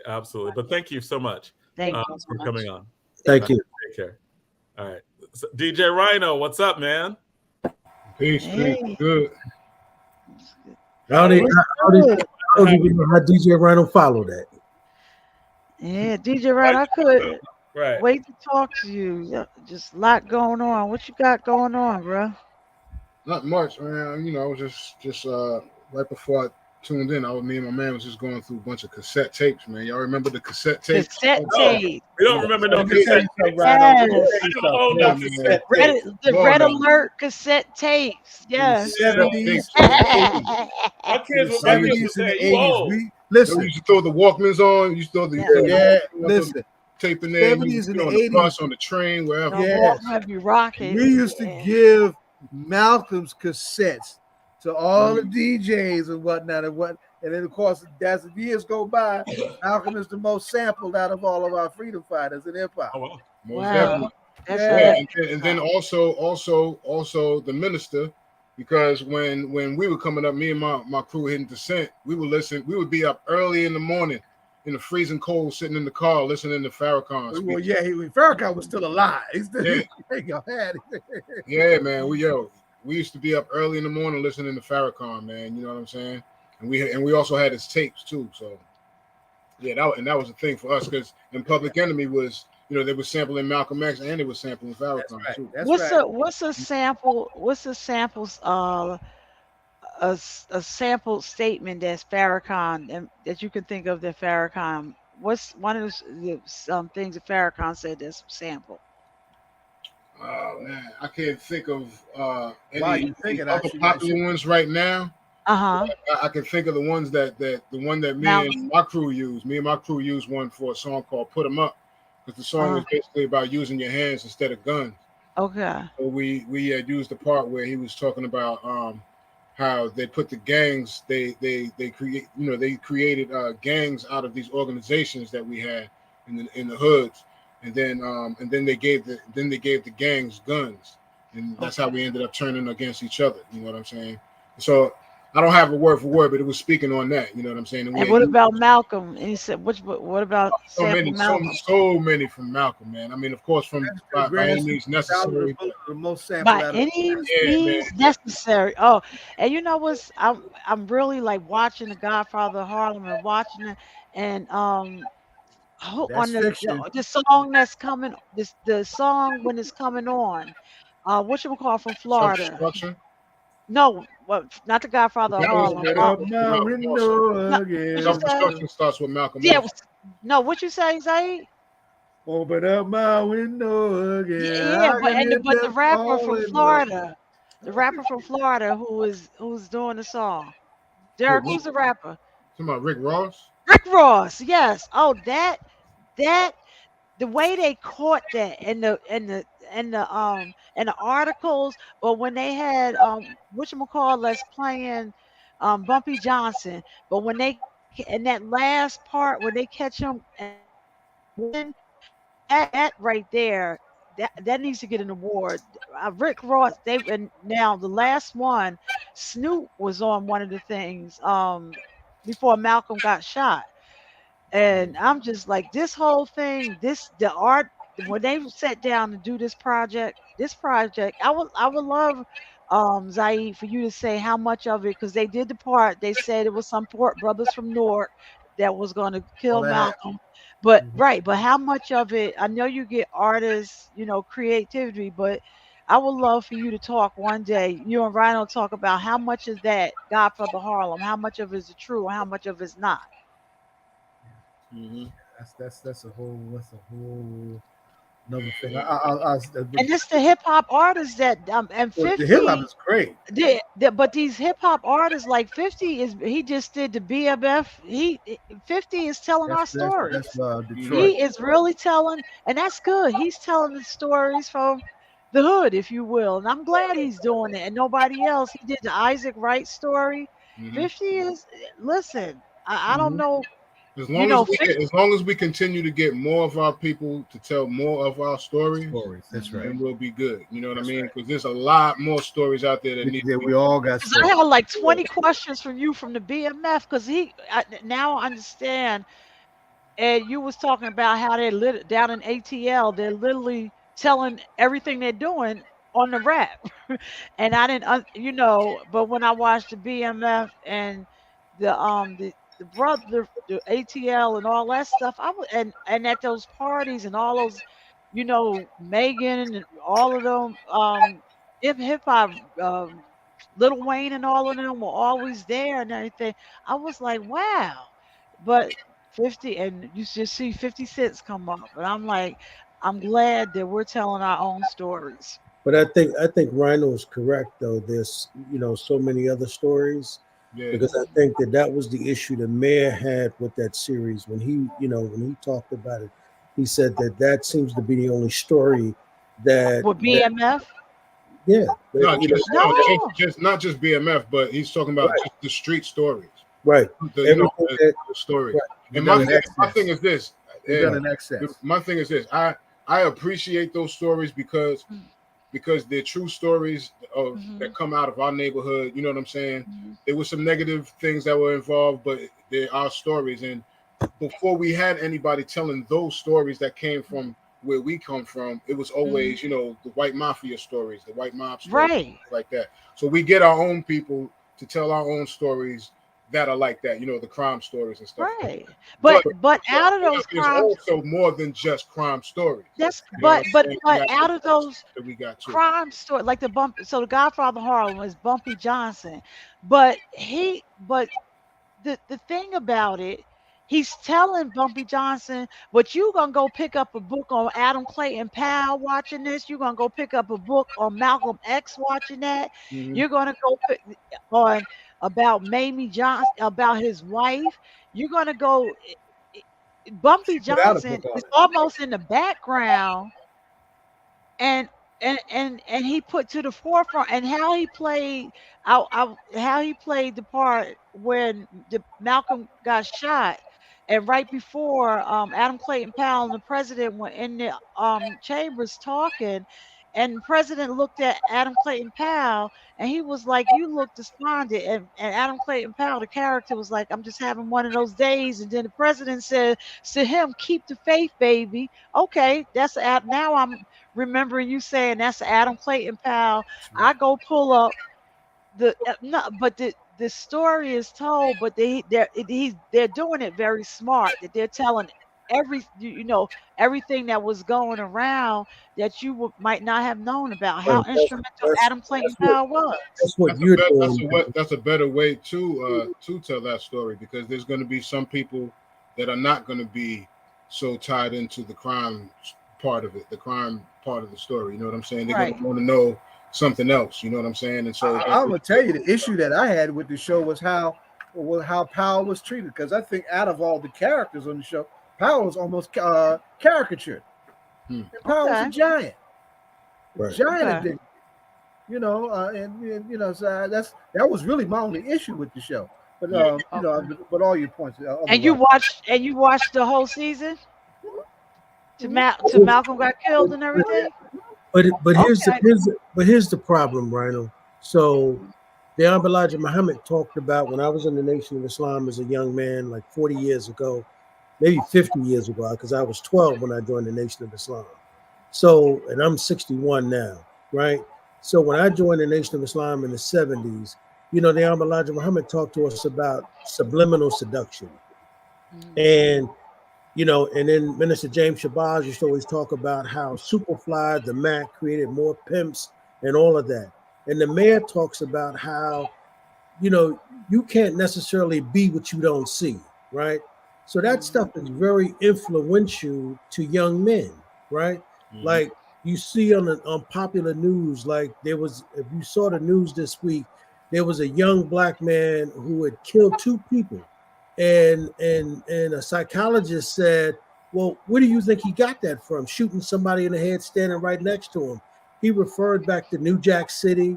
He referred back to 50 Cent's movies. He said that's the method of killing, but that's what a 20-year-old or 19-year-old is seeing today. Not that you shoot somebody from far away.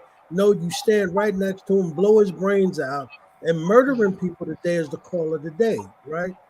There are more stories than that. I'm not saying we don't have that in our community, but young men are influential, right? And there's also other sides to that story too. Yeah. Right. You know what I mean? They don't show the growth side all the time. Yeah, and also, and he did, because 50. Well, one of the bright ones he did was the Isaacs, the young brother who's an attorney down Newark right now, who was behind the wall, and they gave him a kingpin charge, and he gave that charge back. And that lawyer, as they went to go get that lawyer took his life, because he was another black man that he was trying to set up.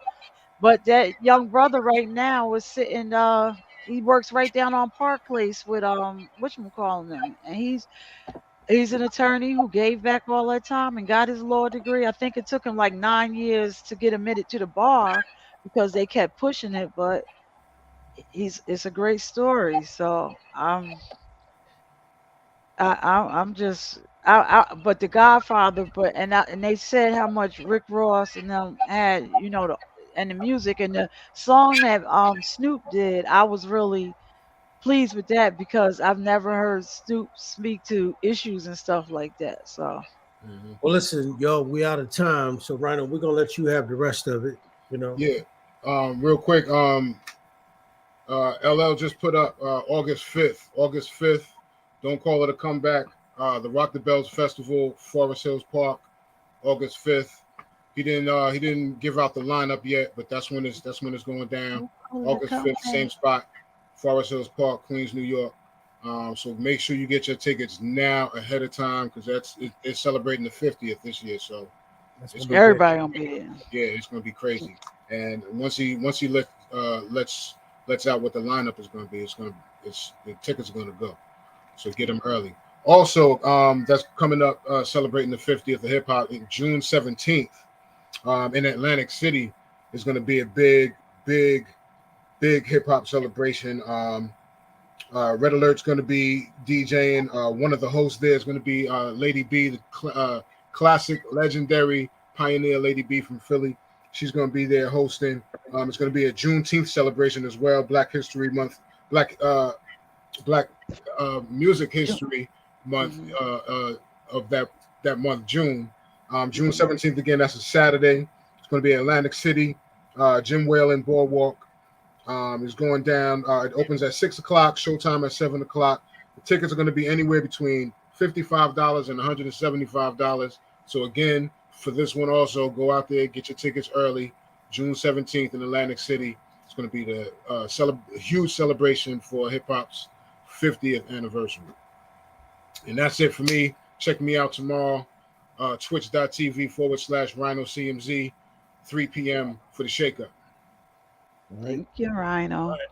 And yeah, thanks the guests for coming on as well. And I'm glad that we had the board people come on. Everyone is running. Good people. And what's election day, Jonathan? April 25th. And the polls are open from Early in the morning until I think 6 a.m. to 8 p.m. 6 a.m. I was like early in the morning. Get up, head there.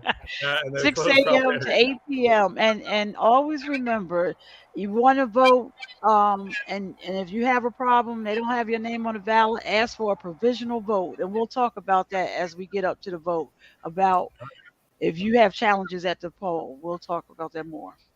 All right, great. All right, good night.